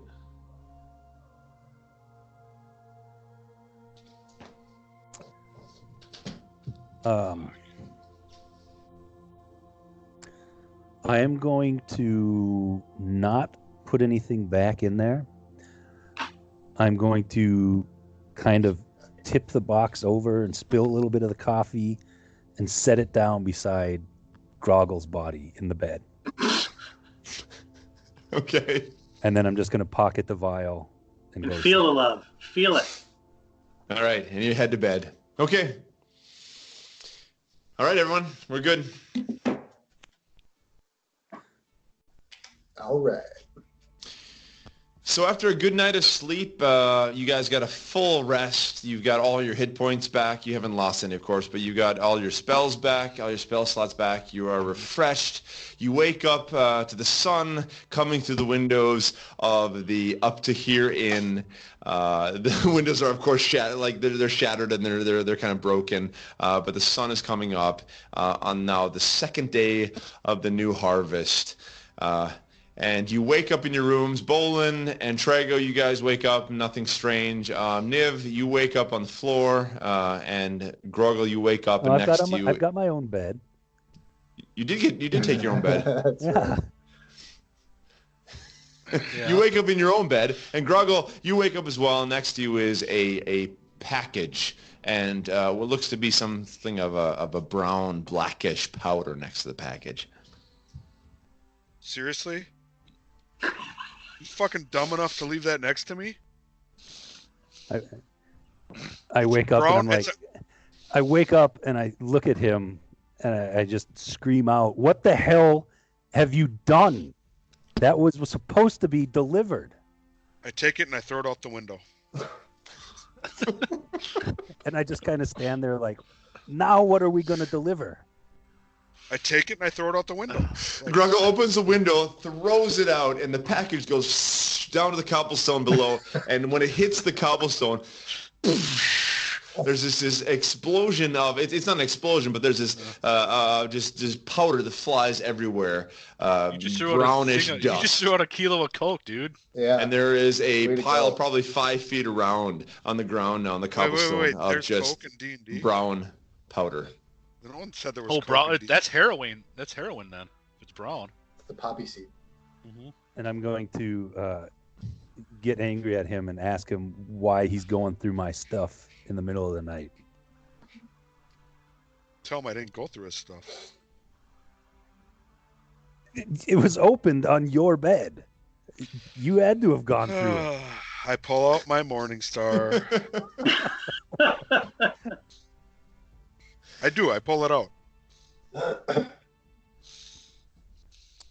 Oh, Start talking, boy, or you're gonna get Canuck. I'm trying to figure out how to not get my face smashed in here. Yeah, You shouldn't have said anything, you dipshit. I tell him, fine, put it away. I'll pay for breakfast this morning, including 2 ales. Just don't go through my stuff anymore. I stand up even taller and say I didn't go through your stuff. Niv, give a persuasion check there. Let's just see how we do on that.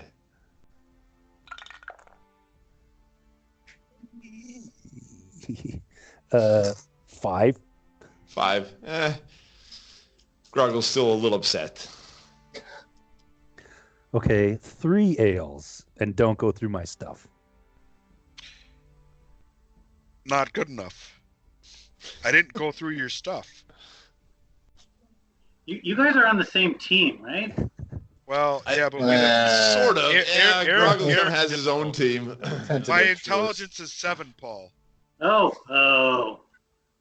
And I'll say, okay, I'll increase it to 2 ales. Don't go through my stuff. Keep saying, don't go through my stuff. Give me persuasion with advantage. Oh, gosh.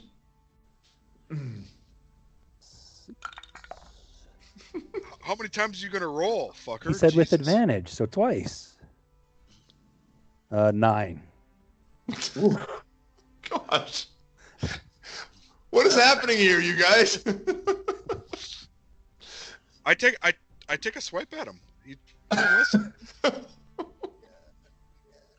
You are free to take a swipe at him. All right, Groggle, go ahead and roll an attack roll. Natural 20. Yeah. Oh no! Can I? Do I have time to actually cast anything? No, this is he surprises you here. He pulls out his Morning Star. Go ahead and roll damage, Groggle. You get twice the dice, so roll double dice on this. No, it's just double damage. Like you just double whatever your initial attack roll is. Oh, is it? I thought it was twice you roll double the dice, but I could be wrong. Yeah, there. you double your whatever it's. If it's 8, if you roll an 8, you get 16 damage. No fucking way. Are you gonna kill Niv? You're gonna kill him. 2. Oh, It's double? yeah. So it'll be 4. So 4. Well, yeah, 4. No, it was 1. I got +5 though. Let's ignore that. Plus I 5 don't think damage. modifiers. I don't think modifiers go into account. I think it's just your straight roll, and then you double that and add a modifier. Add your And modifier. it's- You add your mod. Yeah, you How take many your hit roll, points you you got double there? that, and How add do your you have modifier. plus 5 damage? He's a strong guy. He's strong as shit. How many hit points do you have, Dan? I have 19, You take but 7. doesn't your strength only goes into the attack, right? Not the damage. I don't know how that. Oh, I've got, Strength has nothing to do with it. It's just your damage dice roll.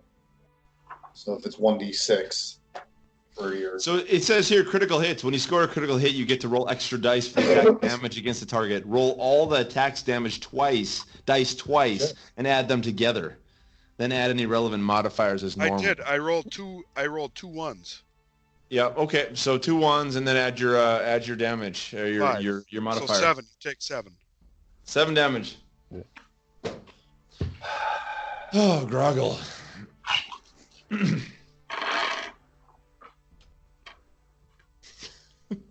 And me and There, Troy can I touch your shit now? Downstairs eating breakfast. Yeah. Bolin and Tregle have long since gone downstairs, and they're eating their breakfast, enjoying it. While Niv takes a smash across the face, a quite powerful hit there, and backs off. Niv, what do you want to do here in response to that hit? I'll tell him that fine, he can go through that package as often as he wants. So he sort of deferentially bows to you, Groggle, But and I say backs off. that package, not my stuff.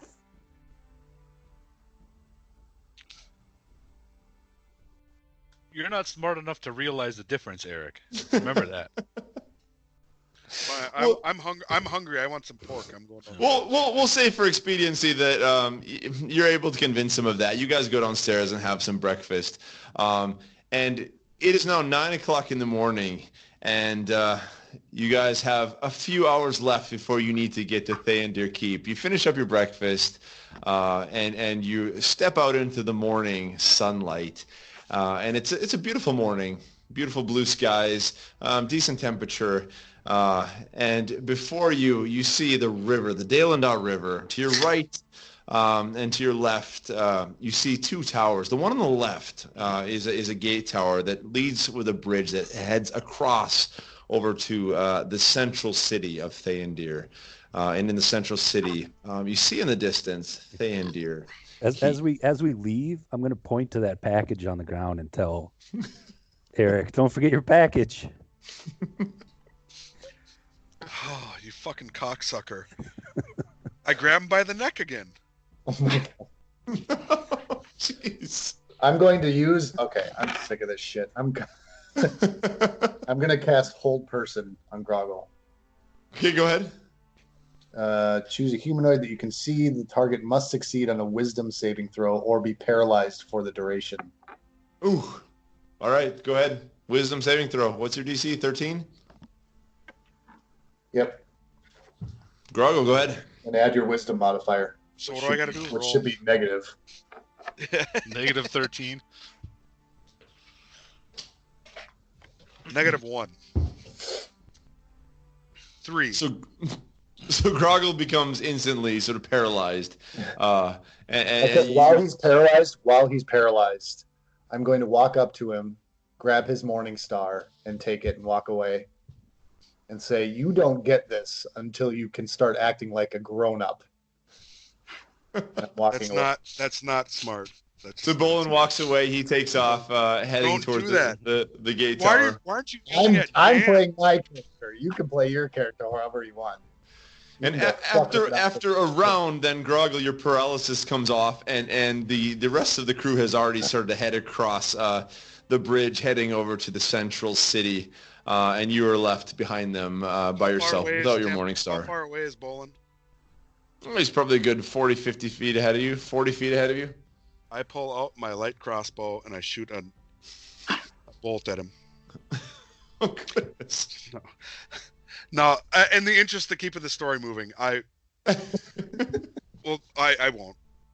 All right, so Groggle, after his paralysis, moves on. And you guys step through this gate tower. You're heading over to the central city. And at the end of the westerly of the two South Bank bridges, and as you come across this bridge, it's a beautifully constructed white bridge of white stone. You start to head over to one of the islands, the westerly island, which is the central city of Theondir.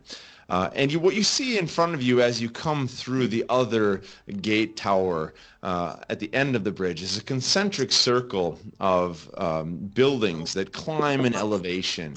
At the highest point, you see another set of brilliant white walls with guard towers every 50 feet or so, out of which shoots a majestic white keep covered by an ornate copper roof and flanked by 7 smaller towers jutting like spears into the rich purple sky of the morning.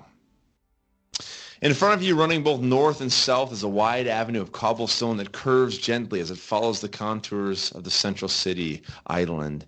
And at its northernmost point, the avenue makes a 90-degree turn.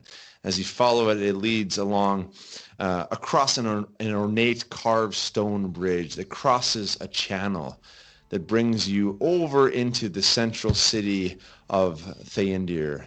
And the channel is what provides water to the main part of the city here. And it provides also the keep with its moat. As you cross the bridge, you guys come across, and it opens up into a broad gray stone slab courtyard. And directly across from the front of the keep. And there are green dunite stones inlaid into the ground every 25 feet or so in something of a checkered pattern. And there, of course, here as well, there are merchants selling food and also cookery wares. And you hear the faint music of a busker behind you. And beyond this courtyard, you see a smaller stone wall which sits, behind which sits the earthen list that runs down to the moat surrounding the inner wall of the keep, which is also brilliantly white in the morning sun. And you see a small stone bridge leading to a small cluster of buildings surrounded by water. And these appear to be something like soldier housing and a gatehouse, which butts up against the weathered gray wood of the keep's heavy drawbridge that is lowered against the moat. And directly in front of you is a single gap in the outer wall with this massive 50-foot arch in front of you that has several sturdy stones that converge into an ornate series of white stone slabs. And into these slabs are carved various murals depicting what appears to be scenes from Theondir's long and complicated history. And here you stand at the entrance of Theondir Keep. So We made it! Yeah, I'm gonna let Finally. after like 80 hours. So I'm gonna gesture to Tim and I'm gonna say I might be needing to point to my morning star because it's probably bigger than him. No, I'm an elf. I'm like almost 7. I'm 6'7". Yeah, I'm the halfling. I'm the 3-foot tall guy. You will get it when you can prove to me that you can restrain your anger until I take my crossbow and I put it right to his forehead and I try to intimidate him into giving it back to me. I take his crossbow and I point it into my head and say, "Do your best, you fucking green freak." Oh my goodness. Better hope I need a Can we fast time save out now. here? Can I do anything here to stop this from happening? Trago, help. Hold on. Hurry here. up though! Quit When reading Eric the damn spells. when Eric pulls out his crossbow, I'm gonna use Mage Hand, and I have an extra thing on Mage Hand that I can do because I'm a rogue here. I just want my goddamn thing back, Tim. I'm gonna kill you because you won't Yeah, give it back well. to me. Stop being a ogre. Okay, Mage Hand. You mean a half orc? Yeah. Go ahead, Trago. What were you going to do?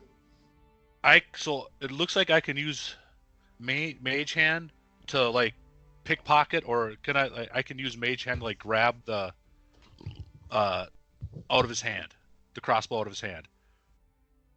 So Go that's for what it. I'm Yeah. gonna try. So That didn't look good. For would that be a sleight of hand then? Would that be sleight of hand? I mean, mage hand. We'll say that the mage hand. In this case, I mean, the mage hand will succeed. You can actually pluck it out of his hand with mage hand. You can pull it off. He's rather surprised by the use of mage hand, and you pull it out of his hand, bring it back. I don't know how many feet you want to bring it back. And Bolin is left there standing, looking directly at. I think I read that a Groggle. little wrong. Let me double check on. I just want to double check, make sure. Are you not paying right. attention, Chad? You just said it worked. Yeah, I just like I want to make sure I'm doing it right though, for future reference. Sorry. Yeah, I back off, Matt. Back off. Yeah, I get Okay, it yeah. now. So it was 22 or 23 anyway. With my sleight of hand, right? Yep. Yeah. So I'm gonna pluck the crossbow out of his hand. And the crossbow comes flying out of his hand, and you bring it back here with mage hand, carrying it back. Are you dropping, or you're just gonna pull it back to yourself? I'm gonna pull it back to me, and I'm gonna look up at him. I'm like, Bolin is right. You need to calm down, and until we figure out what's going on here. There's gonna be plenty of time for mayhem and murder when we actually are done with this. So can you please, for the sake of everyone, just keep your mouth shut until you are spoken to. And I'm saying this in a very charming manner, not like Not like not like I'm saying it very charmingly because I have 18 All right, I back down, Matt. I back down. As you back down, you guys start to head towards this archway, and as you begin to head to this archway, you hear something of a gentle voice behind you, a smaller voice. It says, "Would it be too much for me to presume that none of you is from around these parts?" That would be a very astute assumption. And is he behind us? So, Standing behind you in the square is a tiny little gnome who is rather fascinated by this rather comical scene that just played out here. He looks like he's a tiny bard with a dark brown skin and white hair and something of a disheveled mess. And he bows to you deeply and says, "The name's Arwen Fennyworth, bard, musician, artist, and lover of life." Wait, what? Kill him. Yeah. And slung over his shoulder, you can see is what looks to be a beautifully crafted mandolin. And you recognize immediately that he was the one who was basking here. He was the one who was playing music in the distance. And he bows down to you and says, "Would you be willing to pay a little man for a song?" I'm going to pull out my fiddle. I'm going to pull out my Right, fiddle. you got a fucking I'm going to fiddle. pull out my Yeah. fiddle. Forgot I'm gonna about say, that. "Good sir, I will not pay you any money, but I'd be glad to do you a song with you. Would you mind playing with me while we rejoice in the vast expanse that is Theondir?" It's like 9 a.m., right? Do people have your coffee yet? Oh, wait. Never mind. So you mean something of a duet? I would be most appreciative. He points up at the slabs, the 6 slabs that you see on the archway, and he says, "This is fantastic because I've always thought that the slabs there, the story of Theondir is a fantastic story, but it loses some of its life when you carve it into stone. This is a story that's meant to live on in our hearts. Shall we sing about it?" Let's go. I'm ready. I'll follow your lead, good sir. Is this Okay, D&D time out. country music? Can I time out real quick? Yeah, What go time for is it. right now? What is it like? What time are we at right now? You're about 10 o'clock right now, 11 o'clock. So we have a little bit of time. You have a little bit of time. So, I mean, this bard is super excited. And I'm gonna He's look at found Bolin. someone to play fiddle with him, Yeah. a duet. And I'm gonna look at Bolin with like an exasperated, like, "Come on, man, let's get our shit together. I want to figure out what's going on here so we can go make some money." Like, As you look up to the murals, there's a bunch of different pictures, but it's hard to understand what the pictures represent. And you get the sense that this little bard is right, that this story of Theondir is perhaps better understood when it is played in music. So the bard, he pulls out his mandolin and he starts to strum something. Don't actually. Oh, a oh, all right. And he strikes out a chord, a beautiful A minor chord. And Bolin starts to go ahead with the fiddle and starts to play along with him. You pick up the tune quite well. And he starts... Can I? Go ahead, Trey. I'm gonna light up. I don't know if I have a pipe in here, but I'm just gonna say that I have a pipe. I'm gonna light up a pipe thoughtfully while I'm smoking the best long bottom leaf from Bag's End. As you're about to start, I'm going to cast Minor Illusion on Groggle. Oh, yes. Give him a beautiful singing voice again to do some backup vocals here. Groggle starts to join in, singing in harmony, and a beautiful sound. And this little gnome starts to sing this song. None of us The have got grace late. of the God had bestowed upon us the kingdom of Taravin. Oh my god. Ruled by Helith the wise, ruled by Thelden the just, the new era soon would begin. The heavens made new and the rise of suns too, the hope of eternal peace. The tremors would grow, though still quiet and slow, of a rift between blood and kin. And Bolin is really rocking out with the fiddle here. And he gets into the second verse. Oh, The jeez. fateful day when the world would collapse, the wise and the just would fall, with a dance to their death, power drained from their breath and infused in a glowing ball. Two brothers at war, Silas flees to the shore of the island of Theondir. With the orb and our praise, a great fort he would raise, and a haven for one and all.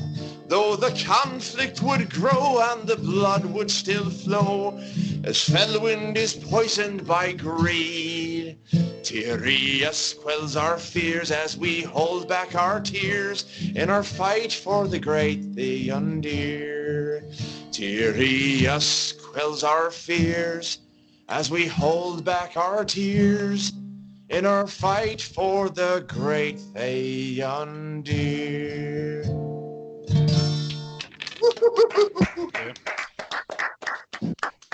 And Groggle finishes off with a beautiful harmony. I'm gonna flip on the gold. I'll flip on the gold piece. Oh, thank you. Thank you very much for that, Master. He puts it in his pocket. Groggle into thinking he's just an amazing singer. Thank God Groggle did not have his face. Fuck, I'm the Britney Spears of Theondir. I did it again.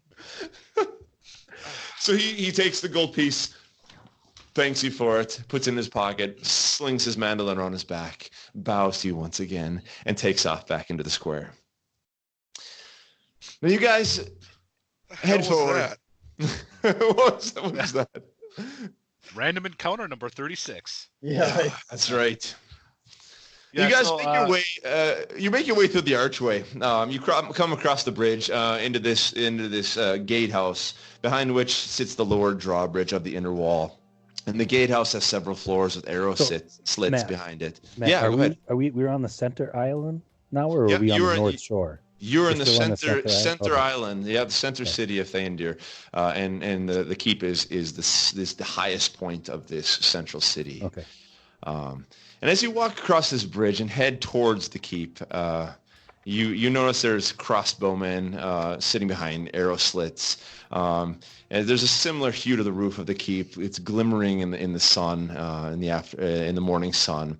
Crossbowmen have bolts knocked, and they're tracing each and every step like a hawk that's tracing its unsuspecting prey. And as you come closer to the drawbridge, you're met by a line of heavily armored spearmen that are barring your way. And they have similar armor as the guards at the outer wall of Theondir. "Halt!" shouts the soldier in the center of the group. "State your errand and reason for crossing over into Theondir Keep, or you will be arrested at once." Hold on here. Time out. Dan, was your writ forged?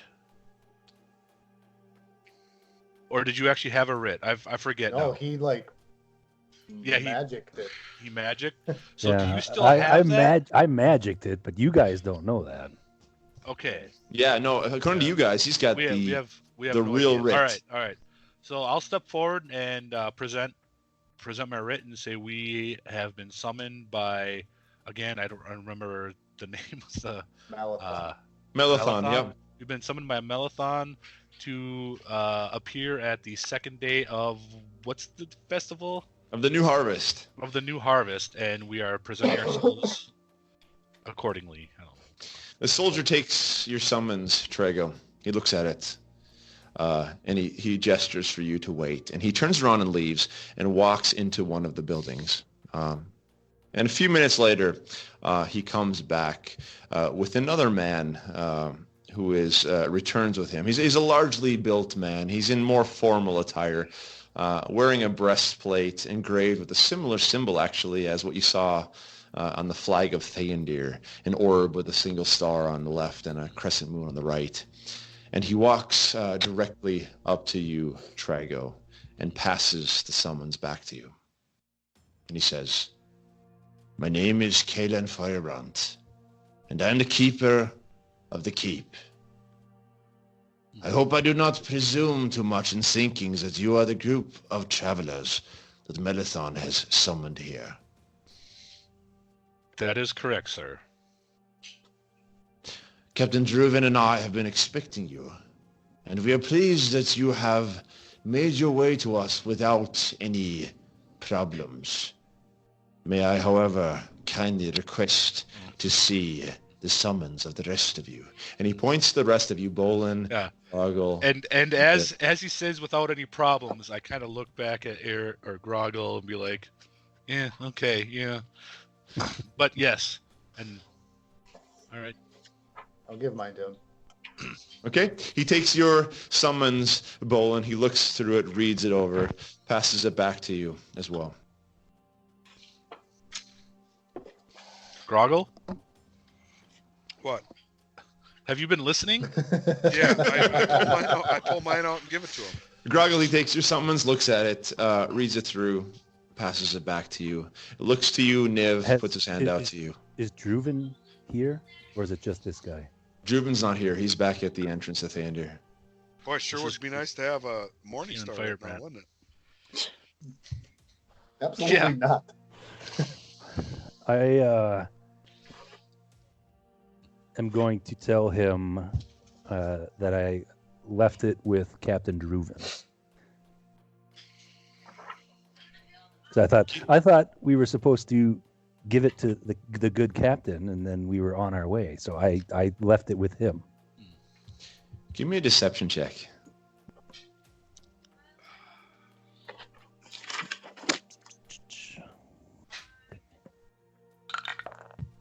God, right off the couch again.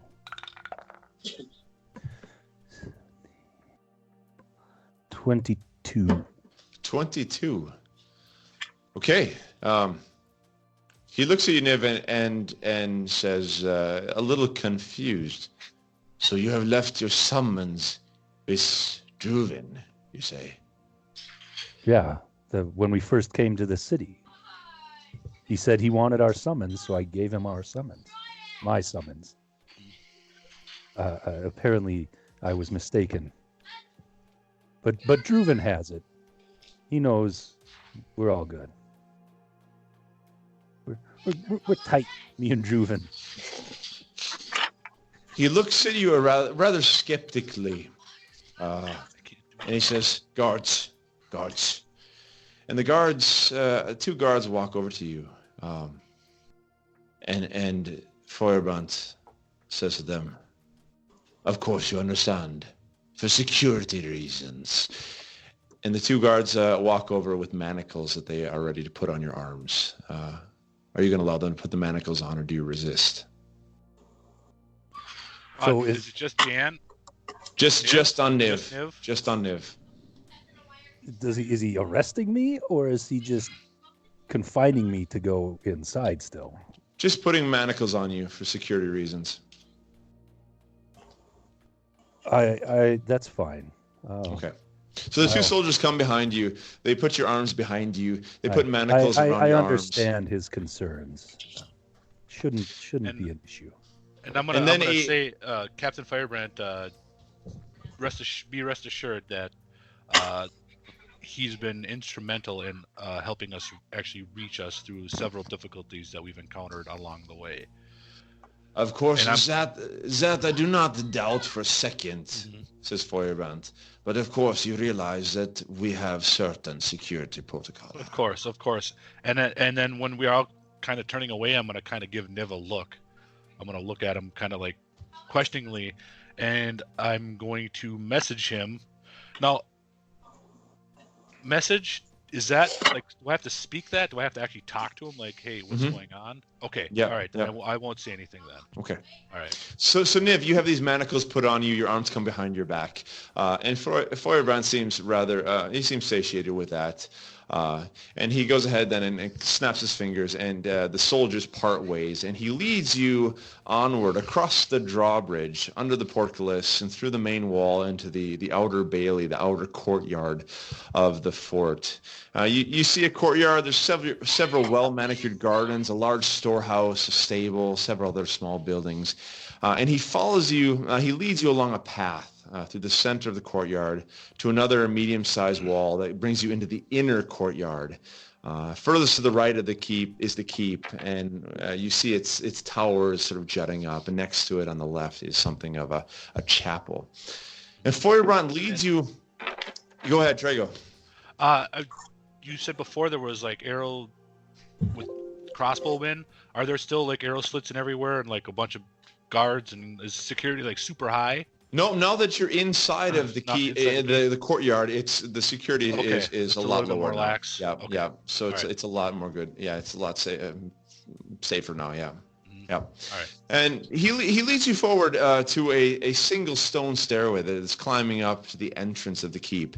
And at the top of the stairway, as you walk up these stone stairs, you come to a massive wooden iron door with a stone flourish in the center that has the shape of an oversized handprint carved into an orb.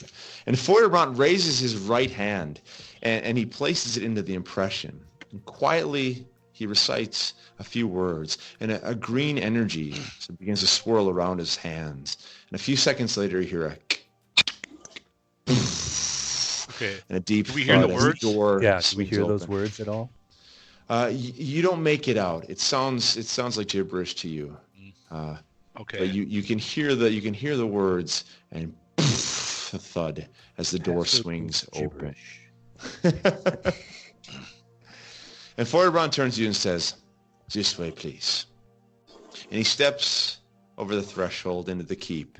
And before you stretches a massive chamber, a great hall of sorts, with torches, sconces lining the walls, casting their soft glow upon the white stone. There are tables here spread all over, rugs. The floor is covered in sort of bearskin rugs all across the entire stone floor. There are weapons and armor, coats of arm up on the walls, and other flourishes to decorate the space. And he says to you, "Wait here. I will go call upon Maalethon." And he turns around and walks to the center of the great hall to something of a spiral staircase, and he disappears up there. And all of you are left there sitting in this great hall with all of these rugs and these tables and weapons on the wall. Is there anyone else in there? Give me a perception check.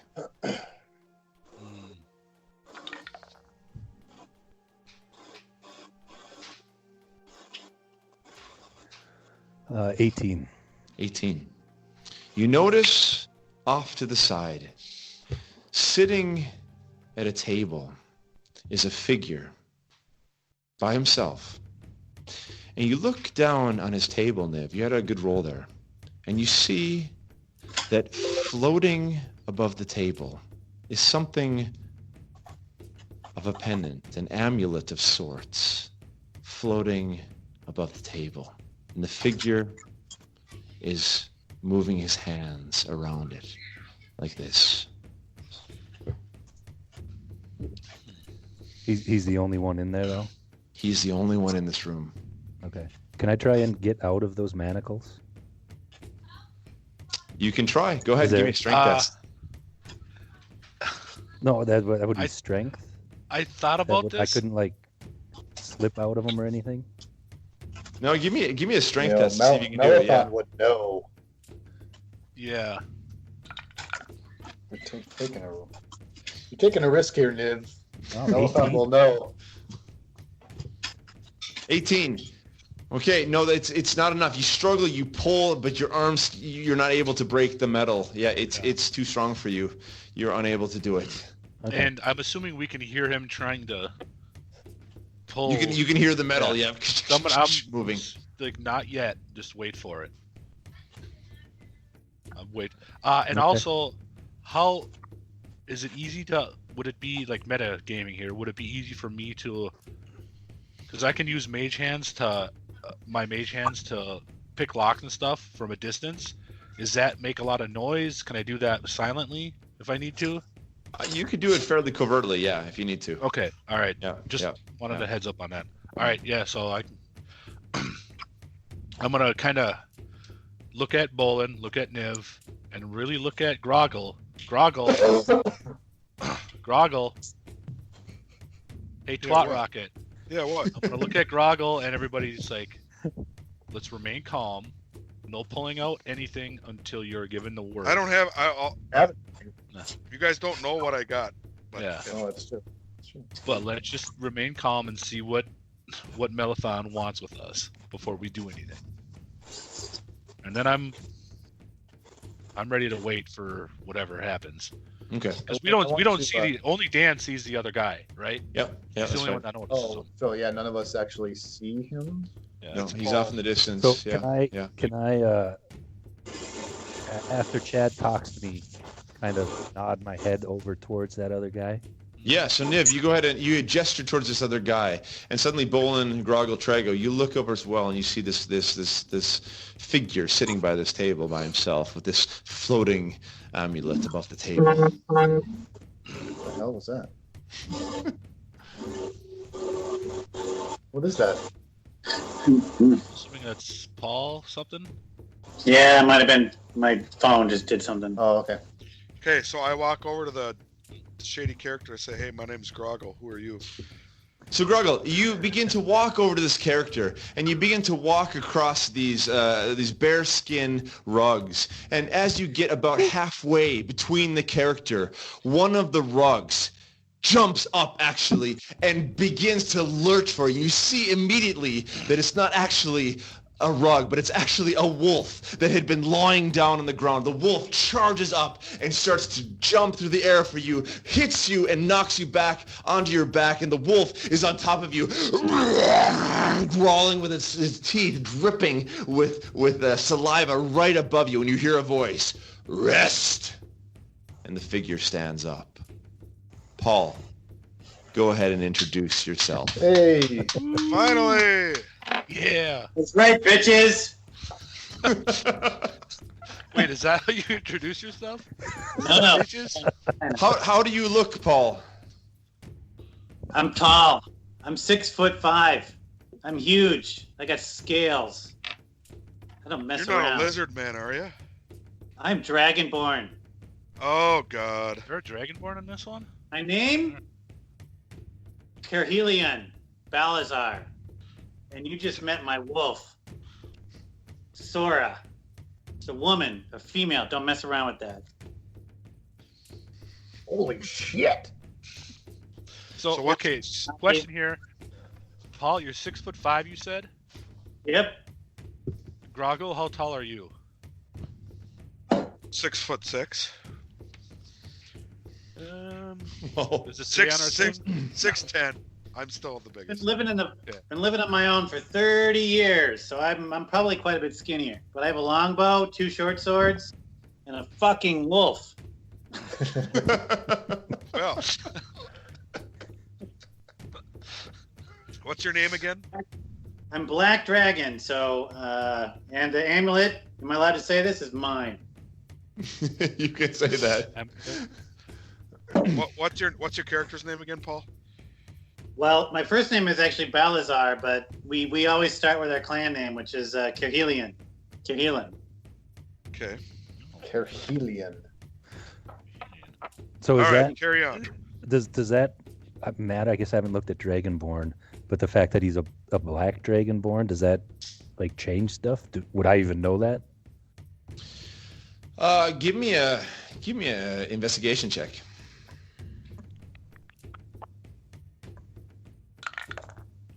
15. 15? Yeah, you're not quite sure. He's a bit mysterious at this point. The black doesn't really have any significance to you, Okay. but it might Okay, to him. so, like, just out of character here, like, is Dragonborn just another humanoid race in the world? It's another then? race. Yep. And then Black Dragonborn, like, because I know there's like red dragons, gold dragons, and they all are kind of like different. And so like he would kind of take on those traits of like the black dragons a little bit. Yeah, I mean he's essentially he's got dragon blood intermixed with him. Okay. Yeah. All right. I don't trust Uh, him. I have to say, I'm going all to- my- I'm going to throw Groggle his mace. I'm going to throw it to him. You throw the mace over to Groggle. He Groggle. hits him in the head because he's not paying attention. Actually, yeah, Groggle, well, I won't make you take a check for that. We'll just say, Groggle, you grab it. You've got your mace back now, and you guys are standing around now. You're actually, no, Groggle, you're still lying on the ground with the wolf on top of you, but you've got the mace next to you now. And you've got this guy who just told the wolf to rest, to stop. So she's not attacking you at this point, but you're still flat on your back. Drooling on you, though. She does drool quite a bit. That's an interesting character trait. Yeah. I push the wolf off and I get up. I say, "What do you want? What are you doing?" So I call her back. She comes back to me. Sir, I would think that you're here for the same reason that we all are here. Am I right? Have you received the summons as well? I did. I received a summons, and I've been here for like 4 fucking months. God, I'm glad I'm not the only one that swears. No, I've been here waiting patiently, and I'm not quite sure what I'm supposed to be doing, but I was summoned, and I believe the cause is true. But I'm only here for myself. As long as the cause is profitable, I'm in. That's right. Exactly. It's all about me and my wolf. We don't mess around. Yeah. So, yeah, I'm going to ask what your friend's name is. My wolf? What's the wolf's name? The wolf's name is Sora. Sora. Okay. Or just Wolf, because it's a wolf, and I don't know if she believes in names, but I call her Sora. Sometimes I have a hard time controlling her, but she listens pretty well. I'm going to kind of eye him wearily and then just kind of wait.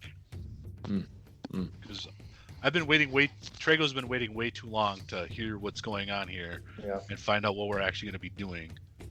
So he's just impatient right now. He's backing off. So Trago takes a step back. He's impatient. And as you guys are conversing, after a few minutes, Feuerbrand comes back down the stairs again. And he looks across to all of you. And he also locks eyes with Caroline, with Balazar. And he says, Maalethon will now see you. Follow me, please. And he turns around and walks back to the spiral staircase, the stone staircase, gesturing for you to follow him. Follow him. Yep. You meaning just him or all of us? Like all No, of he us. he gestured to all of you. Yeah, all we'll of you, follow. that Eric will Maalethon follow now too. see him. And you guys follow him into this stone spiral staircase, and you walk up around the staircase, and you come up and emerge out of a stone doorway into something of an antechamber, which is outside of the throne room. And there, in front of the door, stands 4 soldiers who are standing guard. And Feuerbrand waits for you to come up behind him. He knocks 3 times on the door, and a smaller door connected to the larger door opens up. And you are able to walk through, and he says, please, follow me. And he gestures for you to follow him through the door, and he steps into the door. As you walk into the throne room, you look and you see before you a beautifully polished gray marble room with maroon-colored stone inlaid into the floor. Absolutely majestical, an ornate pattern of ovals and other shapes. It's something resembling like a fleur-de-lis. And immediately in front of you, probably a third of the way in, you notice a black pedestal upon which rests a brilliant bright orb with a diameter almost 10 feet across that is giving off an intense heat. And running parallel to one another on your left and your right, you see a series of glimmering silver pillars, each of which has a smaller blazing yellow orb resting on top of it. And at the far end of the hall is an ornate wall with various doors and archways, in front of which rests a majestic platform comprised of 3 large black stones that jut out towards the pillars. And in the center of this platform, on another raised slab, sits the throne of Theondir, a dark stone chair covered in the center with vibrant red fabric and crowned with three stone orbs that shimmer in the light of the sconces scattered throughout the room. And after a few seconds, the doors open, and 7 guards in full armor walk out, taking positions on the platform to the left and to the right of the throne, with one in the center. And they're followed by 2 other cloaked figures that look exactly like the figures that you met as you entered the outer wall. They too take a place, one on each side of the throne. And there's a slight pause. And then a lone figure in a blazing white robe emerges from the left door and moves to the platform in front of the throne. When he looks up, you see that he is a man in the later years of his life, with brilliant blonde hair and sharp, intense blue eyes. His face is chiseled and strong, his shoulders broad. He stands tall and proud. Bolin, what are you thinking at this moment? Is he human? He's human, yeah. What are you thinking? I'm thinking I'm scared. I'm going to back up a little bit. Just a little. Just a little. I'm apprehensive. And can we sense that? Like, do we kind of, I don't know, like our arrangement where we're standing, but do we kind of feel that he's like stepping back? Can I tell? Yeah, you can sense that Bolin is stepping back a little bit. Okay. Niv, what are you thinking at this moment? Honestly, I'm thinking what happens if you touch one of those yellow orbs on the pillar. That's what's got me interested. That's what's got you. Okay. There's a slight pause. The figure looks up and he speaks. The great adventurers, we have been expecting you. He turns to you, Groggle. Greenshanks the Great, vanquisher of the heart of the Vidarak Legion. Your reputation precedes you, even in such a distant land as this. His eyes move over to you, Trago. Trago of the House of Tanglewood. World traveler, renowned smuggler, master of cunning. And at the smuggler, I'm going to kind of look shocked. Like, what? No, never me. He turns his attention to you, Bolin. The mysterious Thesragoth. Perhaps one of the most feared and most hated among the elven peoples. Servant, master, and bane of the drow. And his eyes land on you, Caroline Balazar.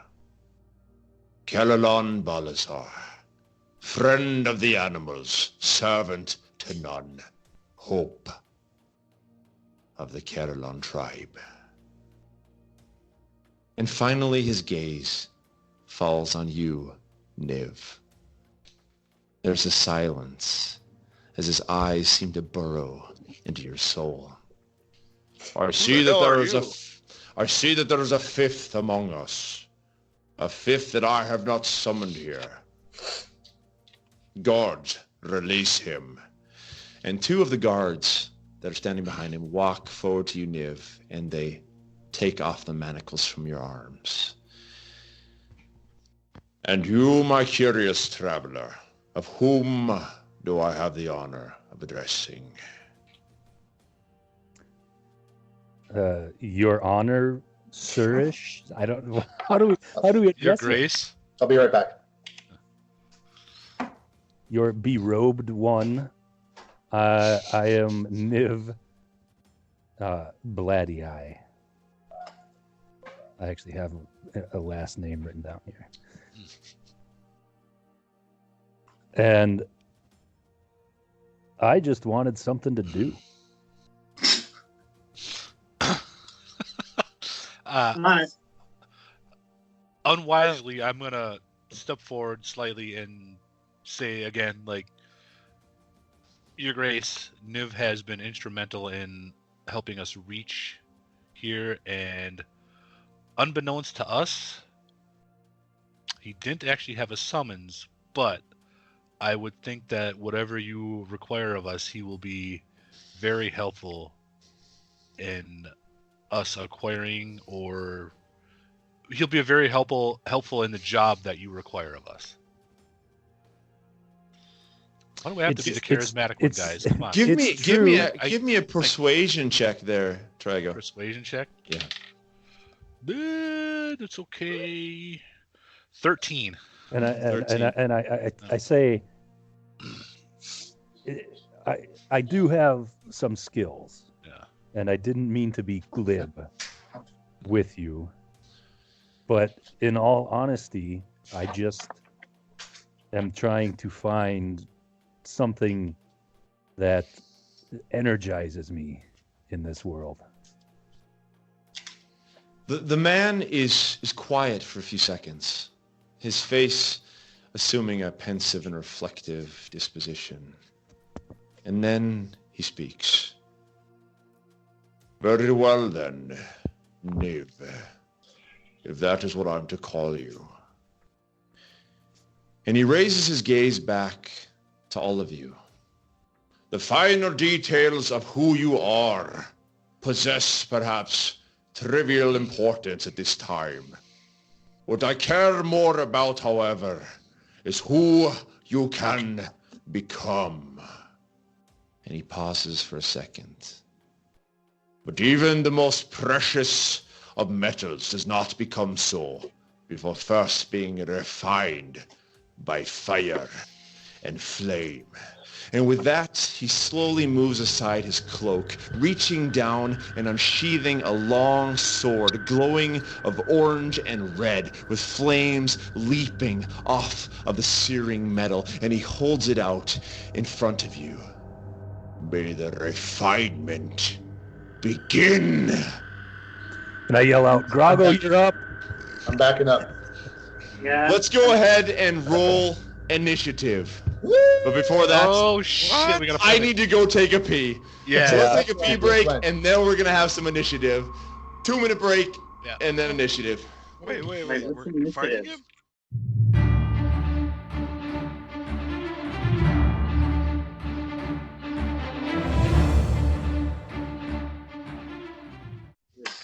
So everybody, go ahead and roll a d20 and add your dexterity bonus, and that'll be your initiative for this combat. Let's do it. Oh, crap. I got a 16. Okay, Niv, 16. I got a 7. Ooh, Ouch. Poland, 7. I got a 15. 15, Trago. 19. 19 for Groggle. I got a 20. 20. Wow. Nice. So Caroline got a 20. Good, we get to see his skills. And the man Maalethon got a 21. Ooh. So he is going to be beginning. All right, guys, let's go ahead and lay you out here now on this place here. So you guys came into this this battlefield. Oh, that's awesome. Let's set you guys out here. We have Caroline. You are here in the middle. Do you want to be off to the left, the right? Do you care where you are? Let's put you up here. I want to be off to the left, and I want my wolf with me. You want to be off to the left with your wolf with you here, okay? Bolin, let's go ahead and place you somewhere. So I'm in the back. Can I interrupt real You quick? back Is there a up? way? Yeah. Because right now the battle map is just a little circle up in the upper right. Is there Yeah, a you way can I drag can? and drop it. You drag it. Replace one Yeah, of drag ours. and drop. Can I put it in its own window? How do I Yeah, do that? drag and drop. That's I what don't know if you can do a literally separate just window. did. I think you can only do 5 or 4. Yeah, because Well, Yeah, sure. Yeah, because I I'll replace replaced Matt. Eric because I didn't really need to see him. okay. Yeah, I definitely want to be in the back. I need to Okay, be. Matt, I want to ask you one question.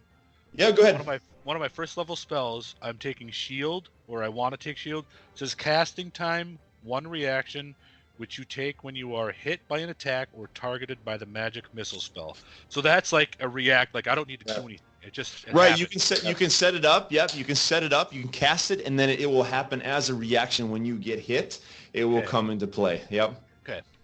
So I actually have to set it up. You'll have to cast a spell. You have to be attacked first, right? Well, I have to cast targeted. it, but Yeah, you cast it, and then it comes into play as a reaction. Okay. Are those marbles, Matt? Those are marbles. Yeah. That's cool. Nice. So we got Bolin. You're in the middle here by this one right here. Is that correct? Yeah. Let's go maybe to the left of the orb. To the left of the Use orb. it as cover. Okay. Yep. Perfect. All right, Niv, where are you placing yourself in this situation? How big is the room? It's pretty big. I mean, it's a pretty big room here. You're up pretty close to the throne, though. So 2 to 3 feet per character. That's yeah. You got each character as a 5 foot circle. Each character's a 5 foot. Okay. Yep. So you're looking at like. And Groggle, where do you want to be? Eric, Front what are you doing? front and center, baby. Front and center, right here. Let's get you right up there. Niv, where do you want to put yourself? Yeah, in that same north-south line, just south further, with the throne being north. Something like that, maybe? Yeah. Can I be backing up behind that first column there? Sure. Let's say when he says these words to you guys, you sense that and he pulls a sword out, and you guys get a chance to move around. So we'll move you here. Caroline, you want to move behind this first column here? I do. Okay, and we'll put your wolf next to you as well. Is that okay? That works. All right. Let's go ahead Where's and Trago? Yeah, where am Trago. I? Oh, Trago. Sorry, Trago. He's so little. I missed him. Trago, where do you want That's to fine. be? I just want to hide behind the ball the entire time. Let them figure it out. Behind the orb? No, I want to be. I think probably on the other side of the column from Paul. On the other side of the column. Okay. Like the other column. Okay, yeah, on like the right right there. side there. Right there. Okay, so let's go ahead and play out this combat, guys. Maalethon gets the first attack. He's going to go ahead and move up, and he's going to come right up to you, Groggle, and he's going to go ahead and take. He gets 2 melee attacks. He's going to take 2 attacks on you. The first one is a natural 20. Oh shit! Oh no, that is a hit. Oh, I'm sorry, Groggle. Let's go ahead and roll this out. Oh, man. Sorry, Groggle. It's not that bad. That's going to be a total of 10 bludgeoning damage to you. Second attack is going to be 13 plus his... That's a miss. 19. Oh! Hit. And that is going to be that was low, another 5 points of damage. Jesus. I'm dead in a second. So Maalethon is done with his turn. Caroline, you are up. You have 30 feet of movement, is that correct? You can move, you can attack. There's all sorts of different things you can do. What would you like to do, Caroline? So the first thing I do is I'm taking a shot with my arrow, my bow. Okay. And Go ahead and give me an attack roll for that one. oh crap, a 6. A 6, that is going to miss. So you pull back, you shoot your arrow, and it flies across his shoulder and hits into the stone in the background. The arrow completely misses. At the same time, though, I get to send my wolf at the same time. Yeah, you get to send your wolf in. Oh, we need to. That's a good question. Do we need to roll a different initiative for your wolf? We probably should do that actually. Why don't you roll me a d20 for your wolf? 14. 14. So that will come after Trago. We'll add the wolf there after Trago. So Caroline, is there anything else you want to do? Is there anything else I can do if I'm taking a shot? I only get one shot.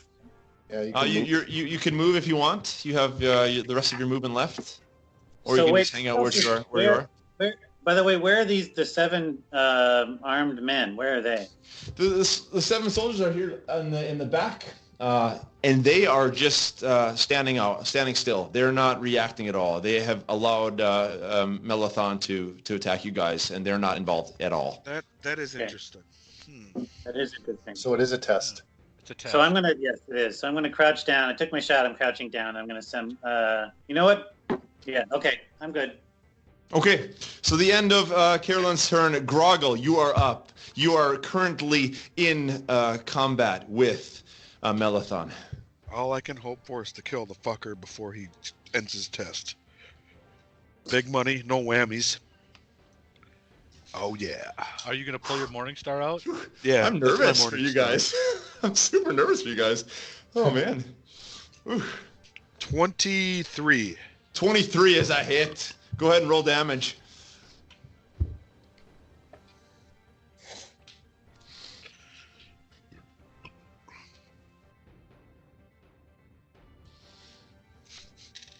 All quiet on the Western Front. What's going on? I'm rolling just. Is it? I got a +5/7. It would be the 7, right? Yep. 12. Because because you're doing that has to do with the one hand or two hand, right? Yeah, I double checked it. Yep. Twice. Yep. Yeah, 12.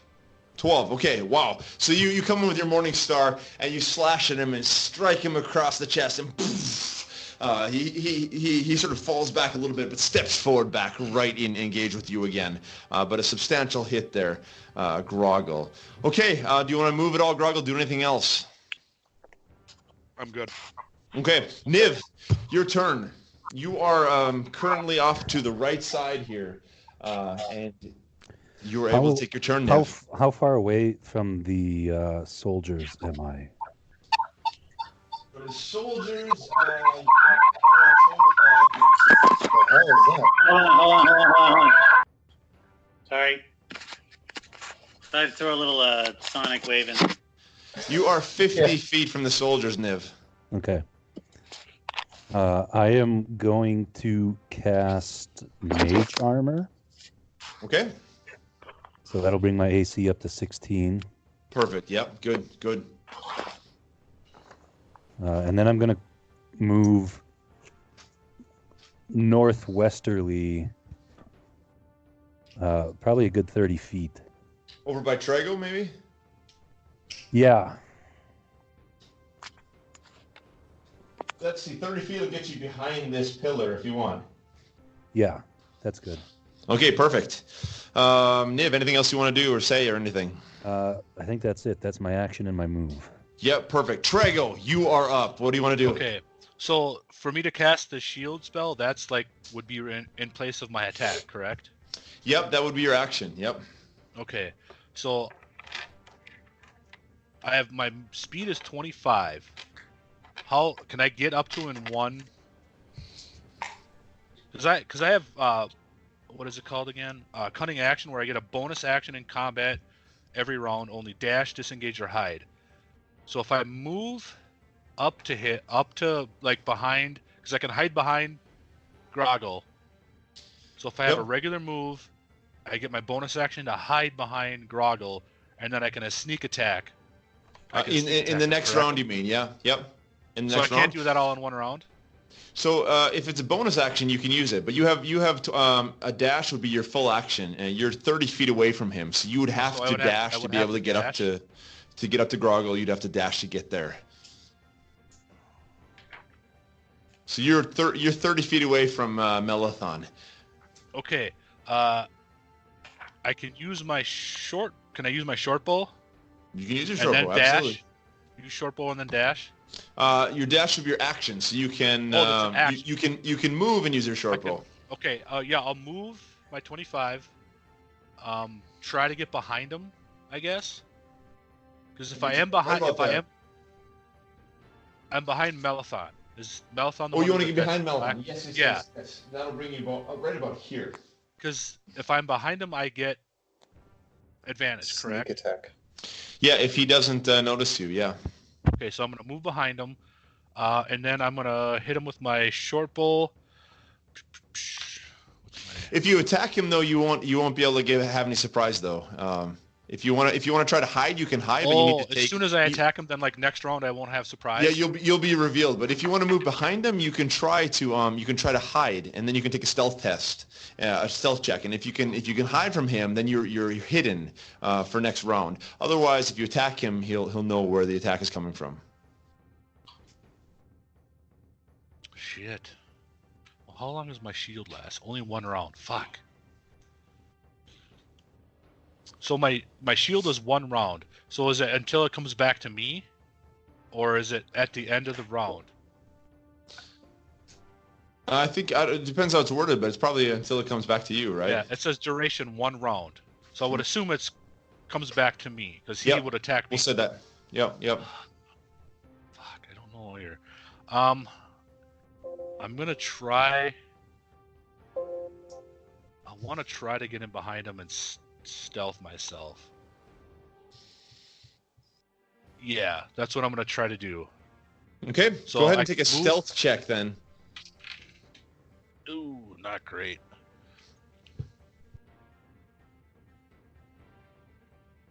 What am I looking at here? Stealth. 13.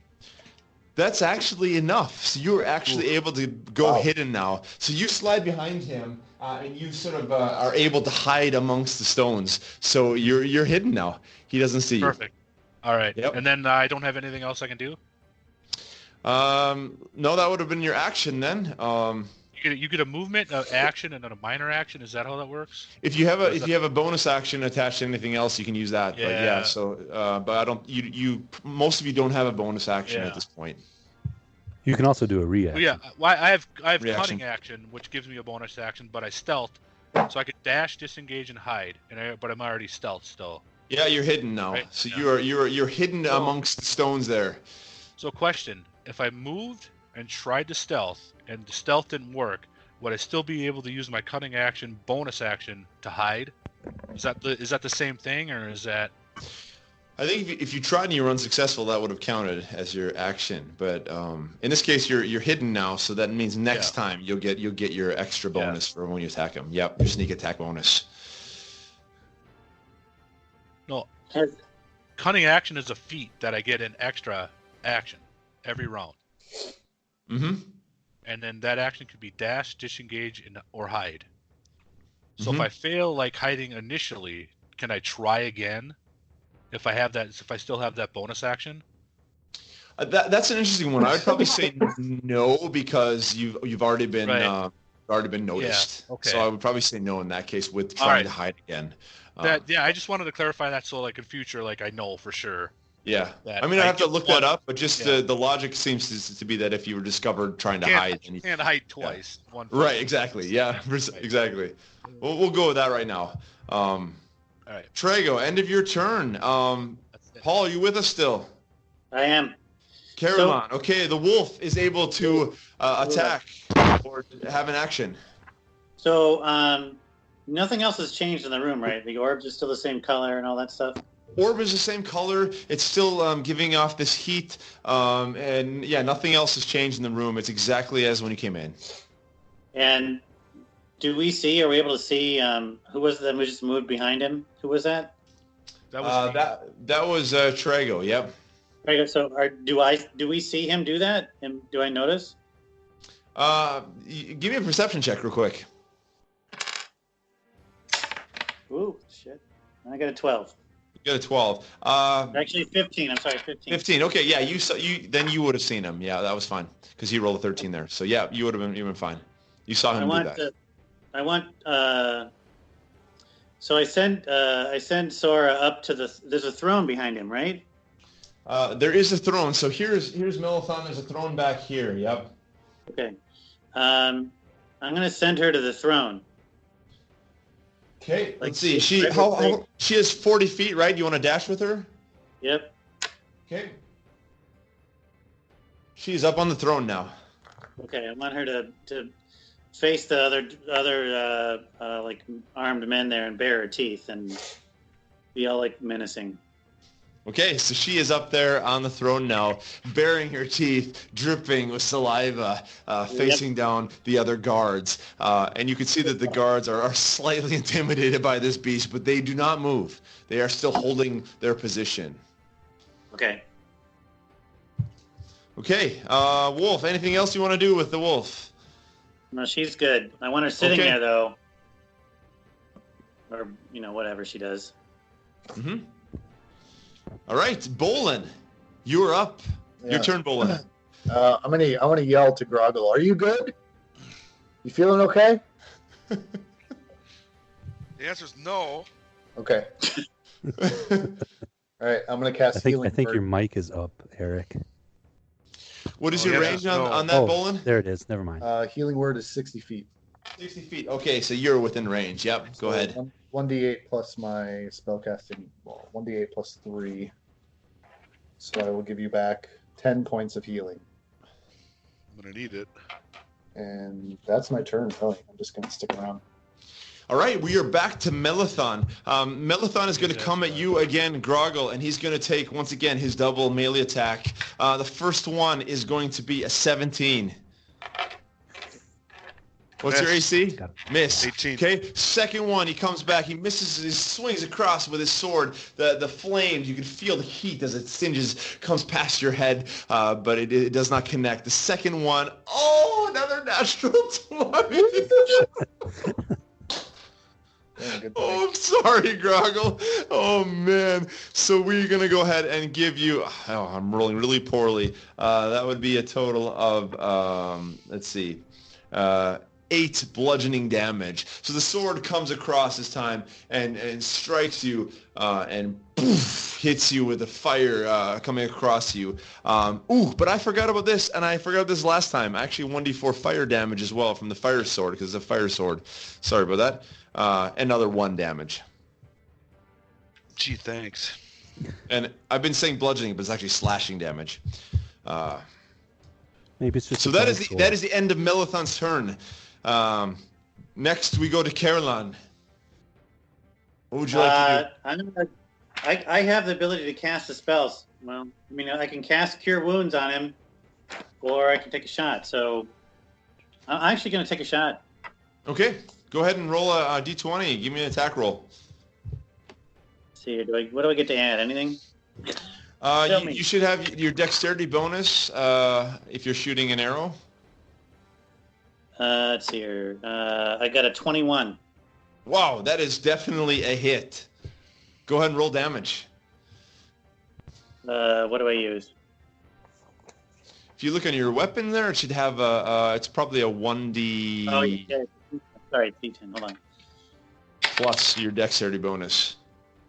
11. 11. Wow. So Caroline pulls back, and this time his arrow doesn't go off the mark, but he fires it, and it comes in and hits Maalethon in the left leg, and blood sort of splatters out onto the marble floor with 11 points of damage. Excellent. Anything else you want to say or do or move, Caroline? I'm staying right where I am because I got a good angle on him. Excellent. All right, Groggle, you are up. Your turn. So the orange marble in the center, Yeah. what's that? What is that? What does that look like? This to one right us? Yeah. It's this orb that is moving, and it's got this like strange like fluid movement inside of it. Like I said, when you came in, you can immediately feel there's some heat to it. So I take out my I'm gonna take out my crossbow. I'm gonna turn You and I'm don't gonna have shoot your across. crossbow. Yeah, you gave it back to me, didn't you? No, I gave you back your Gave us- Morning Star. That's right. Yeah, Yeah. you don't have How your. far can you I don't make have it your if- crossbow? How far can I make it and run? You can run twice your speed, so I think you have 30 feet, so 60 feet. Yeah, You'll but can I get, attack still? I want to attack the orb. You want to attack the orb? Yeah, 60 feet. That will get you to the orb. Maalethon will get an attack of opportunity when you leave. But I'll still get to attack. You can attack the orb. Yeah. Okay, And the do 60 it. feet would be his action too, right? Oh, I'm sorry. Yeah, you're right. Sorry, you're absolutely right. 60 feet would be a dash. That would be your action. You wouldn't be able to Okay, attack. I want to pull my daggers out of my boots and I want to throw both of them, or one of them, however I do it. At the orb. Yes. Okay. Go ahead and roll an attack there. We are gonna die. 20. 20. So you cast your dagger and it goes flying out and kind of bounces off the side. And there's this bright burst of energy. Go ahead and roll damage, actually.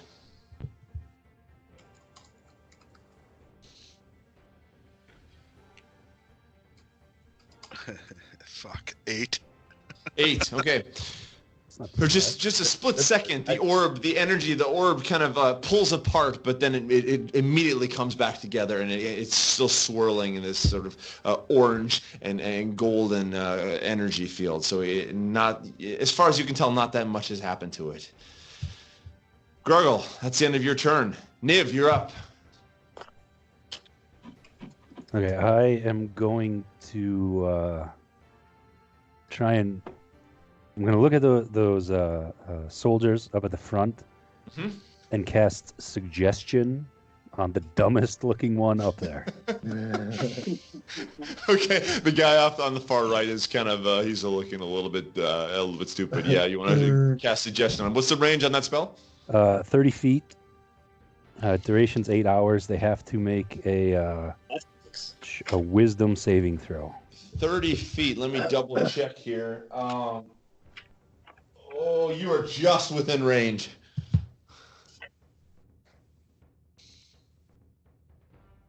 Okay.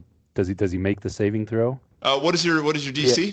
Well, he has to make a wisdom saving throw. My spell save DC is 14. 14. Okay, let me roll that up, and he passes it with a natural 20.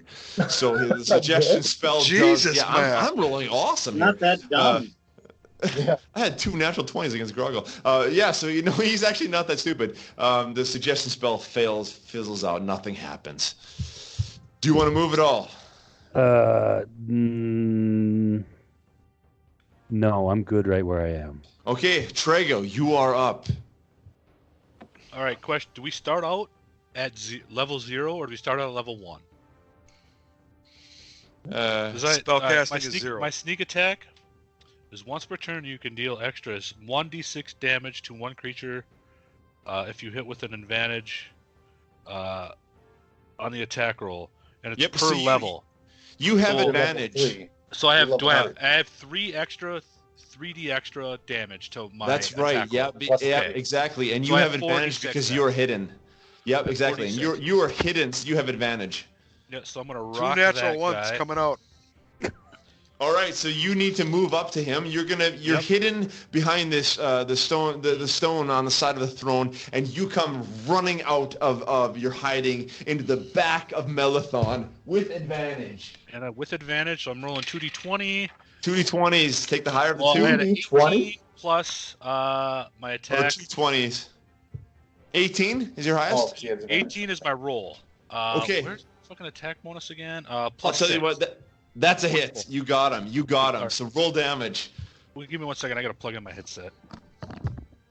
I thought 2d20 was his damage. Oh, those things That are would've been awesome. rechargeable? So daggers. Yeah. Oh, that's cool. Yeah. 1d4 plus 4, and I get an additional 3d6. Holy crap. I'd roll Roads, separate, man. 6. So 1, 4. Do those go around your ears, 12. Eric? Yeah. Okay, because these ones go right 16 on my damage. ears. They're kind of 16 uncomfortable. damage. Whoa. Right, I Oh, just yeah? wanna so my daggers are 1d4 plus 4, and I rolled a 1, so I got 5 on that, and then I roll an additional 3d6. For the sneak attack, yep. Okay, so 16 damage. Wow. So you come behind Maalethon. You burst out of this stone, the stone throne area where you were hidden. You burst out with your daggers to come across and slice him right into his back. And you come across deep into his shoulder, a deep wound, and blood starts to sort of flow down his shoulder. His beautiful white robe is starting to I turn can't get his a back. He's crimson. tall. I was going for his butthole. So That's what Chad's always going for. around his butthole, his He will remember robe this fight forever. his robe starts to turn this crimson color. So he doesn't Excellent like attack, Trago. Do you want to do anything else on your turn? Are you able to do anything else? What is disengage? I think I'm probably good. Okay. Yep. If you've taken Was your action disengage already. just like moving like 5 feet away? Disengage gives you advantage. It allows you to leave combat without having to take an opportunity of attack.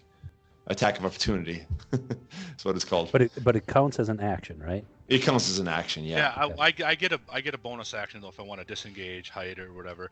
Well, can I do the? No, I gotta read up on that. Because I always remember the old way where like I could do like a roll, a tumble through, and then hide behind Groggle. The old way we played.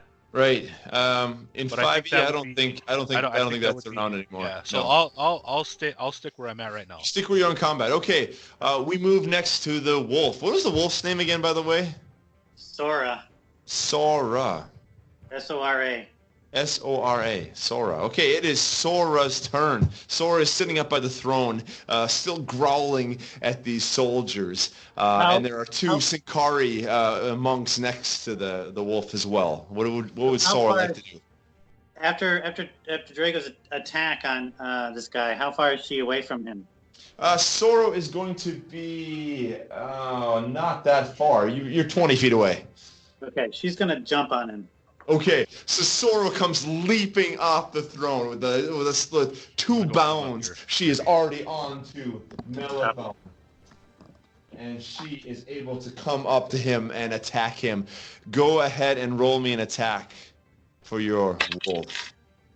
Let's see, I got an 11 plus. She goes on my.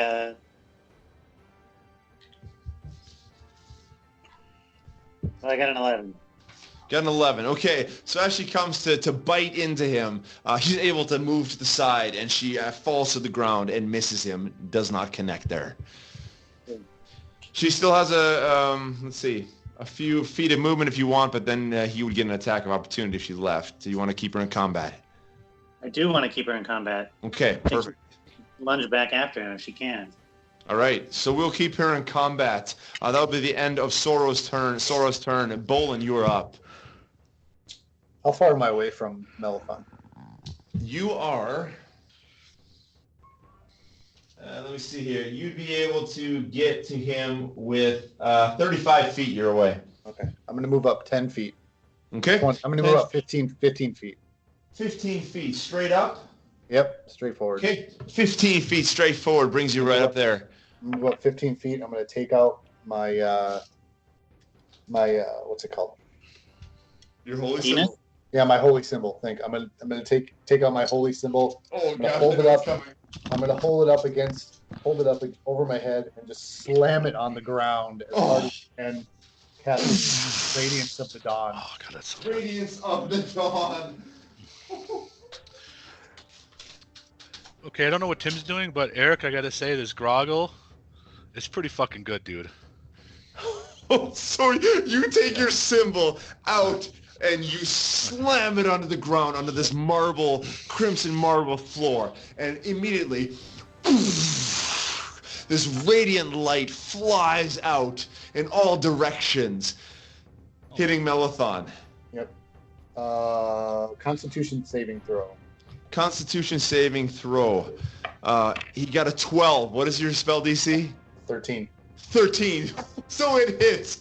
So Roll me your radiant damage. It's 2d10 plus 3. What is that? Where's the 10? It's not a 10. Here's a 10. You gotta roll percentage dice almost.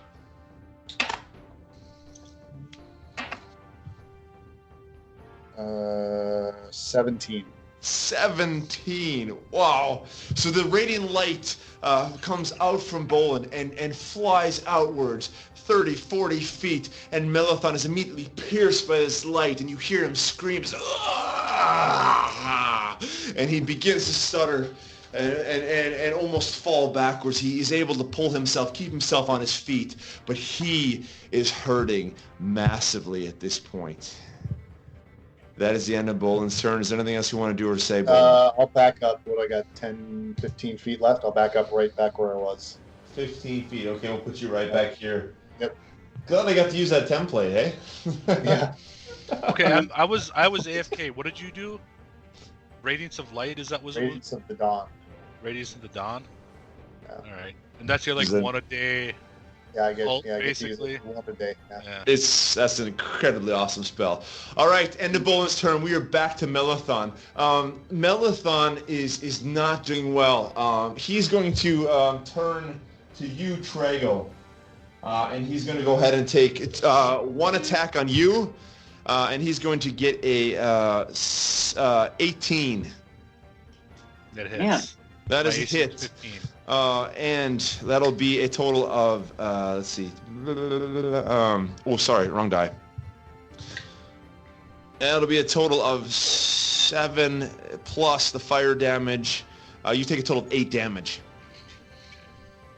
And he's going to turn back to you, Groggle, and slice back to you. He has 2 attacks, and that will be a 10. That's going to miss you. So Maalethon swings at you, and you're able to dodge and come out of the side. So as Trago takes this fiery sword to the chest, you are able to dodge it. And that is the end of Maalethon's turn. He is stumbling at this point, though. He is pretty weak. And it moves us to Caroline. It is your turn.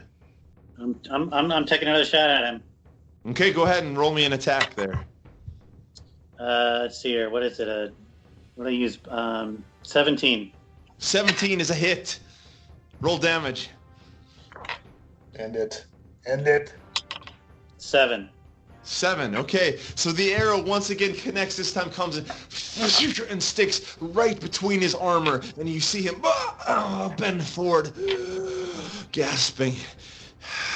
He's weak at this point. He looks into your eyes, Caroline. But he's not quite finished yet. Anything you want to say or do, Caroline? I'm pulling another arrow. I'm ready to go. Okay, Groggle. Still kneeling. Everybody off. I need to talk to Groggle. Matt. I need to talk to Matt by myself. Okay. What? All right. What? What am I gonna do now? Mute. Audio is muted.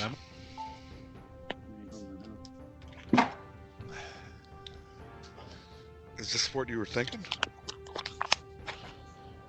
Because I want a message. This would be incredible. If So I I'll want. tell you what, Maalethon is massively hurting at this point. This could be an incredible time for the reveal. Well, yeah, but I mean, like, I want to do message though. Or were you thinking of something else? Don't you have Eldritch Blast? No, I don't. You don't have Eldritch Blast. No, Oh, I thought you I've had got Eldritch Blast. I've got magic missile. This would be amazing, dude. Should I do it? Finish him off with magic missile. Okay. Is he close enough? Is he close enough? He's pretty close. Yeah. Okay, so I'm gonna let you take care of that Okay. when we go back. All right. Let's So let's describe what narrate this. Let's narrate this when we get the other guys on the line. So do I got to roll? No, it automatically hits, doesn't it? It's an auto. It's a magic missile is an auto hit. Okay.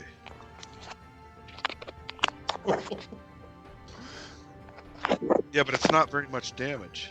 It's like 1d4, right? But you 2 1d4s. 1d4 plus 1. 1d4 plus 1. But Is you, that it's enough? 2. Is it 2 missiles?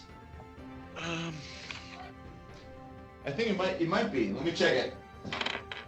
each dart. And you get 2 darts. Is that correct?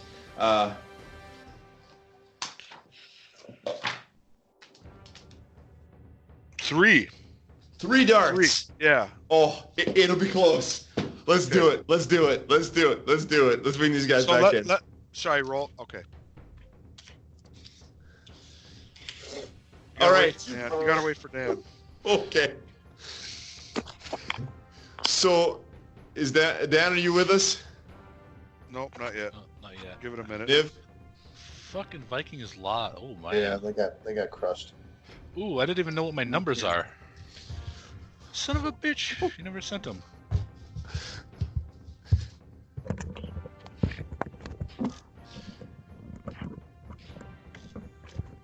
All right, you guys, you with us, Niv? Yeah, is Maalethon dead yet? All right, no, he's not yet. So it's Groggle's turn. Groggle takes a step back from Maalethon, and all of you suddenly notice that the room gets a few shades darker. And Groggle takes his hand and extends it forward. And suddenly, from the palm of his hand begins a tiny flame.